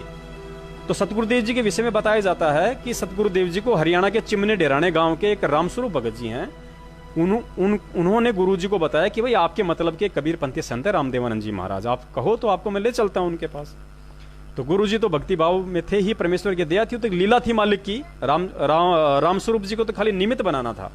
तो गुरु जी रामस्वरूप जी के साथ दादा गुरु जी के आश्रम में चले गए। दादा गुरु जी ने जाते ही उन्हें नाम दीक्षा दे दी, क्योंकि उन्हें तो उस हीरे की जरूरत थी, उनका राह देख रहे थे, वो समय आ गया था। दादा गुरु जी भी अंतर्यामी थे, उन्हें भी सब पता था, भाई सतगुरु थे, वो भी बंदी छोड़ थे। तो दादा गुरु जी ने सतगुरुदेव जी को नाम दीक्षा दे दी। गुरु जी अपने, जैसे आप और हम भक्ति करते हैं, ऐसे अपनी भक्ति भी कर रहे थे, अपना जेई की नौकरी भी कर रहे थे परमेश्वर। अब जब दादा गुरु जी काफी वृद्ध हो चले और ये गुरु प्रणाली किसी अन्य आत्मा के हाथों में सौंपने का समय आ गया था, तो उन्होंने उससे पहले अपने भक्तों की परीक्षा लेनी थी। तो दादा गुरु जी ने क्या लीला रची, अपने दस्त लगा लिए, बीमार हो गए, लूज मोशन हो गए, और 1 नहीं 2 नहीं 3 महीने तक वो कंटिन्यू चले। अब दस्त नॉर्मली 2 दिन लगे, 3 दिन लगे, ज्यादा से ज्यादा 5 दिन लग जाएं, लेकिन 3 महीने किसी को दस्त हो जाए तो आदमी सोचने पे भी मजबूर हो जाता है। तो संगत में कुशर पुसर शुरू हो गई। कहते हैं संगत माई कुसंगत उपजे जैसे बड़ में बांस, और आप पे घिस घिस आग लगा ले कर औरा का भी नाश। तो पुण्यात्माओं, गुरुजी ने सत्संग में बताया कि सत्संग में कुशर पुसर शुरू हो गई। कोई कहने लगा कि भाई देखो दस्त कोई 3-3 महीने थोड़े लगते हैं, 3 दिन लग जाएं, 4 दिन लग जाएं, ये कोई बात थोड़ी है। कुछ कहने लगे कि भाई लगता है गुरुजी का दिमाग खराब हो गया, क्योंकि दादा गुरुजी उस समय क्या करते थे, बार बार लेटरिन जाते थे, फिर बार बार कहते भाई हाथ धुलाओ, फिर बैठ गए, फिर कहते भाई मैं लेटरिन जाऊंगा, फिर लेटरिन करके आए, फिर हाथ धोए, फिर फ्रेश होने गए, कभी मुंह धोया। मतलब दिन में 10-10 12-12 बार बाथरूम में जाते थे, फ्रेश होने जाते थे, लेटरिन के लिए जाते थे। तो लोग कहते थे भाई लगता है इनका दिमाग खराब हो गया, क्योंकि उम्र भी बहुत ज्यादा हो गई, 114-15 साल के आसपास हो गई, उम्र का भी तगाजा होता है। क्योंकि पुण्यात्माओं, तत्व ज्ञान तो हमें आज मिला है, तत्व ज्ञान दादा गुरुदेव जी के शिष्यों को नहीं था, क्योंकि उस समय ये पूर्ण तत्व ज्ञान किसी ने देना भी नहीं था। और वो नाम दीक्षा मंत्र जो ओरिजिनल, जो आज आप और हमें मिले हुए हैं, वो नाम दीक्षा मंत्र केवल दादा गुरुदेव जी ने अपने बच्चे संत रामपाल जी महाराज जी के अलावा किसी को नहीं दिए थे। आप महेंद्र को पूछ लेना, महेंद्र ने भी दादा गुरुदेव जी से नाम दीक्षा ली थी, महेंद्र को भी वो मंत्र नहीं मिले थे जो दादा गुरुदेव जी ने संत रामपाल जी महाराज जी को दिए थे, सारनाम और सार शब्द, वो भी उनको नहीं दिया था। दादा गुरुदेव जी किसी को ओम भगवते वासुदेवाय नमः, किसी को ओम, किसी को क्या दिया करते थे, लेकिन वास्तविक मंत्र उन्होंने केवल संत रामपाल जी महाराज जी को दिए थे, क्योंकि गुरु प्रणाली के तहत आगे उन्होंने ही यथार्थ 13वें कबीर पंथ को आगे बढ़ाना था, वही परमेश्वर के अंतिम पैगंबर थे। तो संगत में तरह तरह की बातें होने लग गई। अब ये बातें रामस्वरूप भगत जी के पास भी पहुंच गई। तो रामस्वरूप भगत जी भी ज्ञान के कुछ कच्चे थे, वो अपने गुरुदेव के पास आए और कहने लगे भाई जेई, क्योंकि गुरुजी उस समय जूनियर इंजीनियर के पोस्ट पे थे, नौकरी पे थे उस समय, अपनी भक्ति भी करते थे, नौकरी भी करते थे, गुरुजी ने ही बताया। तो उन्होंने कहा भाई जेई, बोले हाँ भाई, बोले भाई क्या विचार है तेरा, बोले भाई कौन सा विचार है, बोले भाई गुरुजी के विषय में, बोले भाई दस्त लग रहे हैं, तबीयत खराब हो रही है, संगत में तरह तरह की बातें हो रही हैं, तो क्या विचार है तेरा। मतलब रामस्वरूप जी का कहने का मतलब था कि अभी भी इसी पंथ में रहना है या कोई गुरु ढूंढना है। तो गुरुजी ने उसकी बात का कोई जवाब नहीं दिया। गुरुजी बोले कोई नहीं भाई, जो चल रहा हो चलने दे, सब परमात्मा की लीला, सब परमात्मा का खेल है। 10-15 दिन बाद फिर रामस्वरूप जी गुरुजी के पास आए और वही शब्द उनसे दोहराया कि भाई जय साहब क्या विचार किया, मैंने आपको जो बातें कही थी। तो गुरुजी ने कहा भी क्या विचार, क्या बातें, मेरे तो कुछ समझ में नहीं आ रहा। तो रामस्वरूप जी ने कहा कि भाई देख, गुरुजी का हो गया दिमाग खराब, 3-3 महीने किसी के 10 थोड़े लगा करते हैं, ऐसा थोड़ी है कोई, भाई अपने को तो मोक्ष चाहिए, मुक्ति चाहिए, कोई दूसरा गुरु देखते हैं। तब गुरुजी ने रामस्वरूप जी को जो शब्द कहे थे, पुण्यात्मा आप सुनना उन शब्दों को, कि कौन अधिकारी होता है सतगुरु के सच्चा शिष्य कहलाने का। तो परम संत सतगुरु रामपाल जी महाराज जी ने, जो उस समय एक भगत की भूमिका में थे और ज्यादा समय नाम भी लिए हुए नहीं हुआ था, सतगुरुदेव जी ने उस रामस्वरूप भगत को कहा, रे कि रामस्वरूप नालायक, अरे ये शब्द बोलने से पहले तेरी जुबान के अंदर कीड़े क्यों नहीं पड़ गए कि गुरु जी का दिमाग खराब हो गया। अरे गुरु यानी भगवान, और जिस दिन भगवान का दिमाग खराब हो जाएगा नालायक, ये पूरी सृष्टि तहस नहस हो जाएगी, ये खंड पिंड ब्रह्मांड सब नष्ट हो जाएंगे। और देख आंख खोल के उन्होंने परमेश्वर की वाणी बताई कि पो पाटी पगड़ा भया और जागी जी आजून, सब काहू को देत है वो चोंच समाना चूर। कि रे मूर्ख, वो पूर्ण परमात्मा, वो पूर्ण परमेश्वर, वो गुरुदेव पूरी सृष्टि को आज लालन पालन कर रहा है उसका। वो परमेश्वर चींटी को कण और हाथी को मन दे रहा है। देख सारे पेड़ पौधे, नदियां, नाले हैं, सब अपने अपनी जगह पे स्थिर हैं, सब अपना अपना काम सुनियोजित तरीके से कर रहे हैं, प्रकृति सही चल रही है। इसका मतलब गुरु जी का दिमाग खराब नहीं हुआ, दिमाग तेरा खराब हो गया। और नालायक, अपनी इस गलती के लिए, अपने इन शब्दों के लिए पैरों पड़ के सतगुरुदेव जी से समायाचना कर, वरना नरक का भागी बनेगा, तूने वो पाप कमा लिया है। पुण्यात्मा, उसी समय रामस्वरूप जी की आंखों में आंसू आ गए और गुरु जी से बोले, भाई मुझे माफ कर।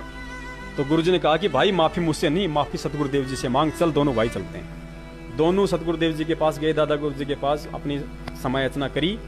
और फिर उस समय दादा गुरु जी ने पूरी संगत को इकट्ठा करके और सबके सामने ऐलान कर दिया, सबको अपना आदेश दे दिया था कि आज के बाद यदि इस पंथ में कोई गुरु होगा तो केवल अपने गुरु जी की ओर इशारा किया कि ये, गुरु जी का नाम लेके कहा कि ये रामपाल होगा।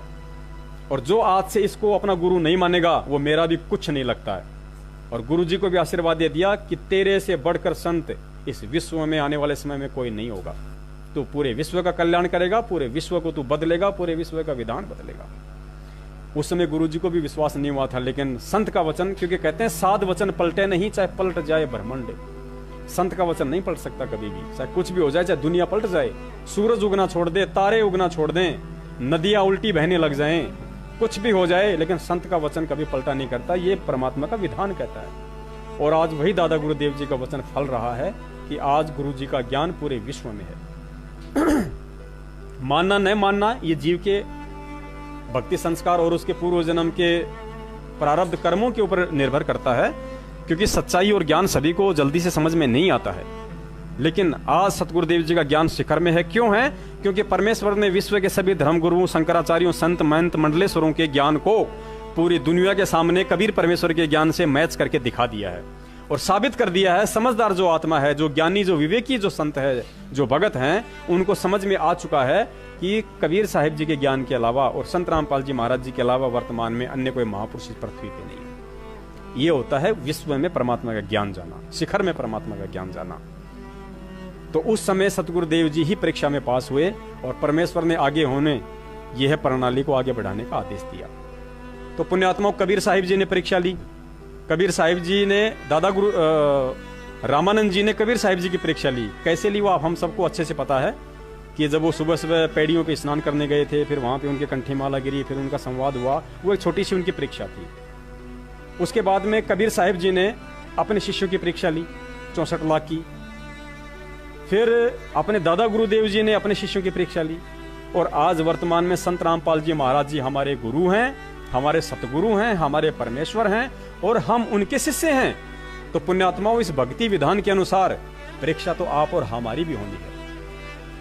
और आज वही परीक्षा बरवाला कांड के बाद आप और हमारी चल रही है पुण्यात्माओं। और आप जिस स्वयं अपनी अंतरात्मा से, अपने किए गए कर्म कुकर्मों से 2014 के बाद इन 5 सालों में, इन 4.5 सालों में आपने कुछ गद्दार लोगों के बहकाव में आके आप लोगों ने जो जो कर्म कुकर्म किए हैं, जो भक्ति विरुद्ध कर्म किए हैं, उनसे आप जिस स्वयं अपना आकलन कर लेना कि आप कितने परमेश्वर के नजदीक हैं, कितने आप सतगुरुदेव जी के हृदय में अपनी जगह बना पाए और कितना आप काल के नजदीक हैं। और हमारी परीक्षा क्या हुई? कुछ भी तो नहीं हुआ। अगर सही पूछो, असल में पूछो, तो परीक्षा भी वो परमेश्वर दे रहा है। पुण्यात्माओं, उस परमेश्वर ने बरवाला कांड की धधकती हुई आग में से आप और हम कुत्तों को सकुशल बाहर निकाला, अपने बाल बच्चों के पास भेजा। और खुद वो परमेश्वर जेल में जाके इतनी यातनाएं भोगी हैं परमेश्वर ने। पुण्यात्माओं, कहा नहीं जाता लेकिन कहना पड़ेगा, जब परमेश्वर इस पृथ्वी पे आते हैं, ये परमात्मा का विधान है, ये कोई दास नहीं बता रहा है, गुरुजी ने सत्संग में बताया हुआ है। आप लोगों ने सुना नहीं सुना दास को नहीं पता, दास ने जो सुना उतना ही बता रहा है। परमेश्वर का विधान है कि जब वो परमेश्वर इस पृथ्वी पे अपना ज्ञान प्रचार करने के लिए आता है किसी संत के रूप में, साधु के रूप में, तो वो पंच तत्व के शरीर में आता है। भले ही वो शरीर विदेह हो, जैसे राजा जनक जी थे, उनका भी पांच तत्व का शरीर था, लेकिन वो विदेह शरीर था। कबीर साहिब जी थे, उनका भी विदेह शरीर था। गरीबदास जी महाराज जी थे, वो भी पांच तत्व के शरीर में थे, लेकिन उनका विदेह शरीर था। ऐसे ही संत रामपाल जी महाराज जी के रूप में कबीर परमेश्वर हैं, वो पंच तत्व के शरीर में है, लेकिन विदेह शरीर है।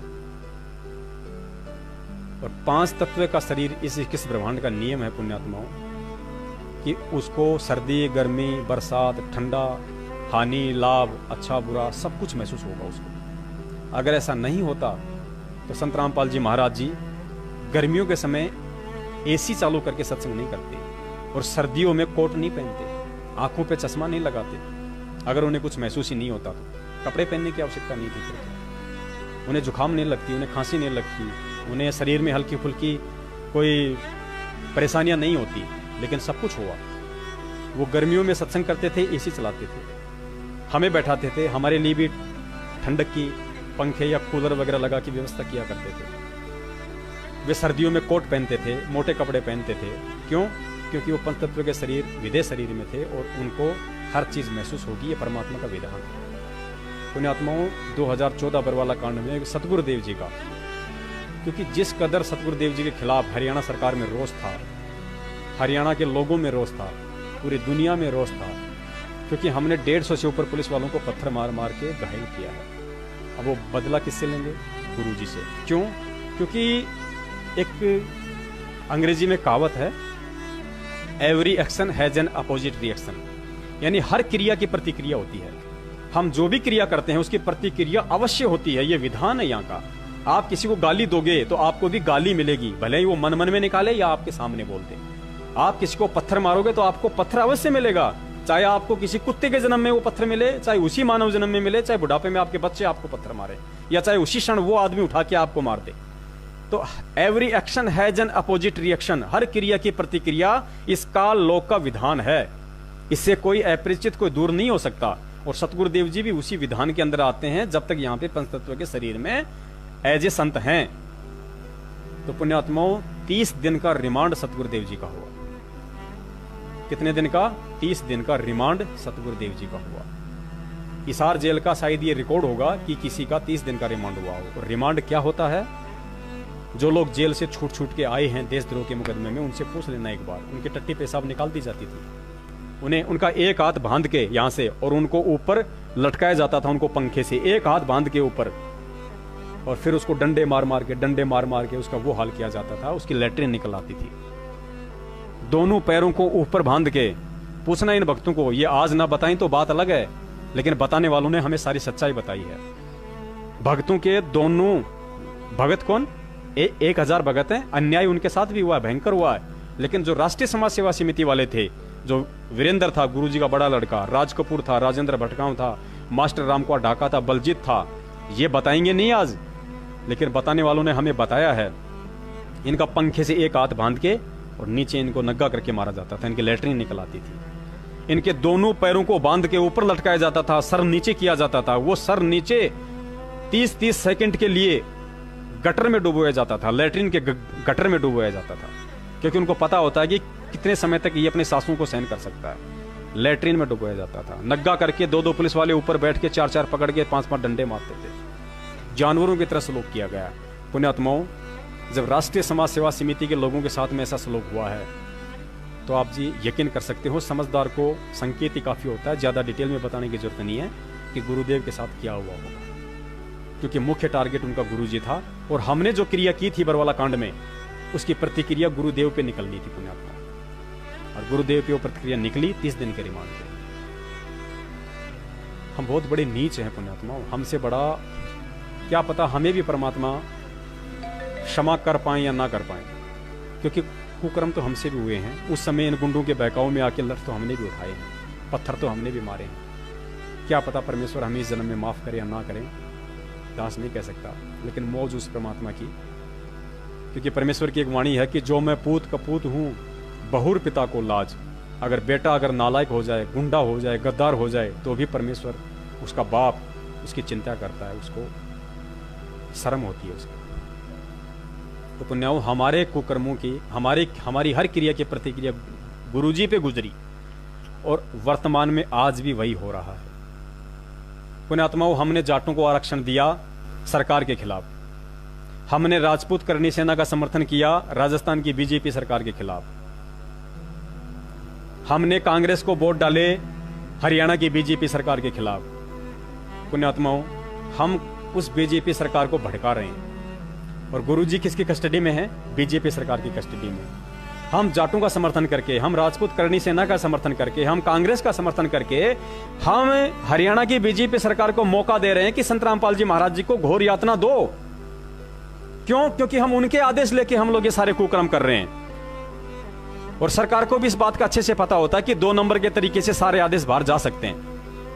2 नंबर से पैसे ले दे के कोई भी कुछ भी काम हो सकता है। हालांकि गुरुदेव का आदेश नहीं आया जेल से इस तरह का किसी का भी, ना गुरुदेव ने दिया, क्योंकि परमेश्वर है, वो अपना विधान नहीं तोड़ता है। लेकिन इन गुंडों ने, इस मैनेजमेंट वालों ने, इन कोऑर्डिनेटरों ने सतगुरुदेव जी के आदेशों की आड़ में और परमेश्वर के साथ ही अन्याय करवाया है। उनके आदेशों की आड़ में कांग्रेस को वोट डलवाएं। तो पुण्यात्माओं, जब किसी सरकार के लाखों की संख्या में वोट यदि कांग्रेस की तरफ जा रहे हैं, तो बीजेपी क्या गुरुजी को लड्डू खिलाएगी जेल में? इसीलिए तो गुरुजी की सारी सुविधाएं वर्तमान में छीन ली गई हैं। आज से 1.5 महीने पहले खुद सतगुरुदेव जी ने हाई कोर्ट में अपने सरकारी वकील के माध्यम से याचिका लगाई है, रिट लगाई है कि जेल में मेरे साथ बदसलूक किया जा रहा है। दास ने वीडियो भी बना के भेजा था कि 38 वकीलों के बाद भी हिसार जेल में नारकीय जीवन जी रहे हैं संत रामपाल जी महाराज। वो वीडियो आपने देखा होगा। और 21 फरवरी सन 2019 के अखबार की कटिंग पढ़ लेना। उसमें खुद गुरुजी ने अपने सरकारी वकील के माध्यम से हाई कोर्ट में याचिका लगाई है कि जेल में मेरे साथ बदमाशों को रखा जाता है, गुंडों को रखा जाता है, वो लोग मेरे साथ बदसलूकियां करते हैं, यहाँ पे बीड़ी सिगरेट पीते हैं, धुआं मेरे मुंह पे मारते हैं। मुझे 10x12 की कोठड़ी में रखा जाता है, जहां पे लैट्रिन भी बदबू मारता है। उसी कोठड़ी के अंदर लैट्रिन बना हुआ है, उसके दरवाजे भी नहीं है। मुझे पानी की भी सही से व्यवस्था नहीं है, मुझे वही नल का पानी काम में लेना पड़ता है। पुण्यात्मक, डूब के मरने की बात है हम जैसे गधों के लिए। गुरुदेव ने कहा कि मेरे कमर में दर्द है, मुझे सर्वाइकल है, जो बोन पेन, कमर में दर्द है। गुरुदेव को दांतों में समस्या है। पुण्यात्माओं, सतगुरुदेव जी के दांत पहले ही निकाले जा चुके थे, क्योंकि सतगुरुदेव जी के जो दांत हैं वर्तमान में, दास 2-4 की नहीं कह सकता, लेकिन ज्यादातर दांत आर्टिफिशियल है, नकली हैं। गुरुदेव के दांत नहीं है। ये समस्या गुरुजी को आश्रम में भी हुआ करती थी। आप देखना गुरुदेव के पहले के सत्संग और वर्तमान के सत्संग देखना 2014-13 के। 2013-14 में गुरुजी के जो नकली दांत चढ़े हुए हैं वो कितने सुंदर, कितने एक समान हैं। और 2012 से पहले के सत्संग सुनना आप गुरुजी के, जैसे थोड़े लंबे टाइप वाले, थोड़े इस तरह के, थोड़े आगे पीछे हो रखे हैं दांत। तो गुरुदेव ने 2012 के बाद दांत निकलवा के आर्टिफिशियल चढ़वा लिए थे। और पुण्यात्मा, आर्टिफिशियल, अब आपको क्या बताएं, आपकी समझ में नहीं आएंगी ये सब बातें। आज भी हम आपको गुरुद्रोही लगेंगे और मैनेजमेंट आपको गुरुमुखी लगेगा। आज गुरुदेव के साथ वो सलूक किया जा रहा है जो एक बिगड़े से बिगड़े हुए कैदी के साथ नहीं किया जाता। उसको भी कुछ सुविधाएं दी जाती हैं, क्योंकि हम जो कांग्रेस को वोट डाल रहे हैं उसका दोषी हरियाणा सरकार सीधा सीधा सतगुरुदेव जी को मान रही है। हम जजों के खिलाफ जो अनर्गल पुस्तकें लिख के बांट रहे हैं, अभी इन गद्दार मैनेजमेंट वालों ने एक सरासर अन्याय नाम करके पुस्तक छापी है। और क्या लिख दिया? हिसार जेल से गुरुजी ने लिख के भेजी है। और उसमें जजों के खिलाफ इतनी अभद्र भाषा, इतनी गंदगी पेश कर रखी है। उसमें जजों के ऊपर सीधा सीधा आरोप लगा रखा है जिसका कोई सबूत नहीं है। उसमें लिखा है, पेज नंबर 5 या 7 को आप पढ़ना, कि विश्वसनीय सूत्रों के अनुसार हमें पता चला है कि जज देशराज चालिया ने संत रामपाल जी महाराज जी के केस को डिसमिस करने के लिए 8 करोड़ रुपए की मांग की थी। और जब उनको 8 करोड़ रुपए नहीं मिले तो उन्होंने संत रामपाल जी को जेल कर दी। अब इन गधों से पूछो, इन गद्दारों से पूछो, इन गुंडों से पूछो, मैनेजमेंट वालों से, कि 10 जज देशराज चालिया ने यदि किसी विश्वसनीय सूत्र से और 8 करोड़ रुपए की डिमांड की थी, तो गद्दारों वो विश्वसनीय सूत्र कौन है उसको सामने क्यों नहीं लाते? किस आदमी के माध्यम से, किस वकील के माध्यम से? क्या एपी सिंह वकील के माध्यम से 8 करोड़ रुपए मांगे थे? क्या गर्ग वकील के माध्यम से 8 करोड़ रुपए मांगे थे? किस वकील के माध्यम से, किस सोर्स के माध्यम से? और जज देशराज चालिया जी ने और 8 करोड़ रुपए गुरुजी से मांगे थे, बताइए, या मैनेजमेंट वालों से मांगे थे? है कोई सबूत? कल को वही कोर्ट यदि आपके ऊपर और एक नया केस डाल देगी, गुरुजी पर नया केस डाल देगी कि मेरे ऊपर रिश्वत का आरोप लगा रहा है, और एक और गुरुजी पे नया मुकदमा बनेगा, और हम गधे बिना सोचे समझे, बिना पढ़े उन पुस्तकों को समाज में उस गंदगी को पेश कर रहे हैं हम।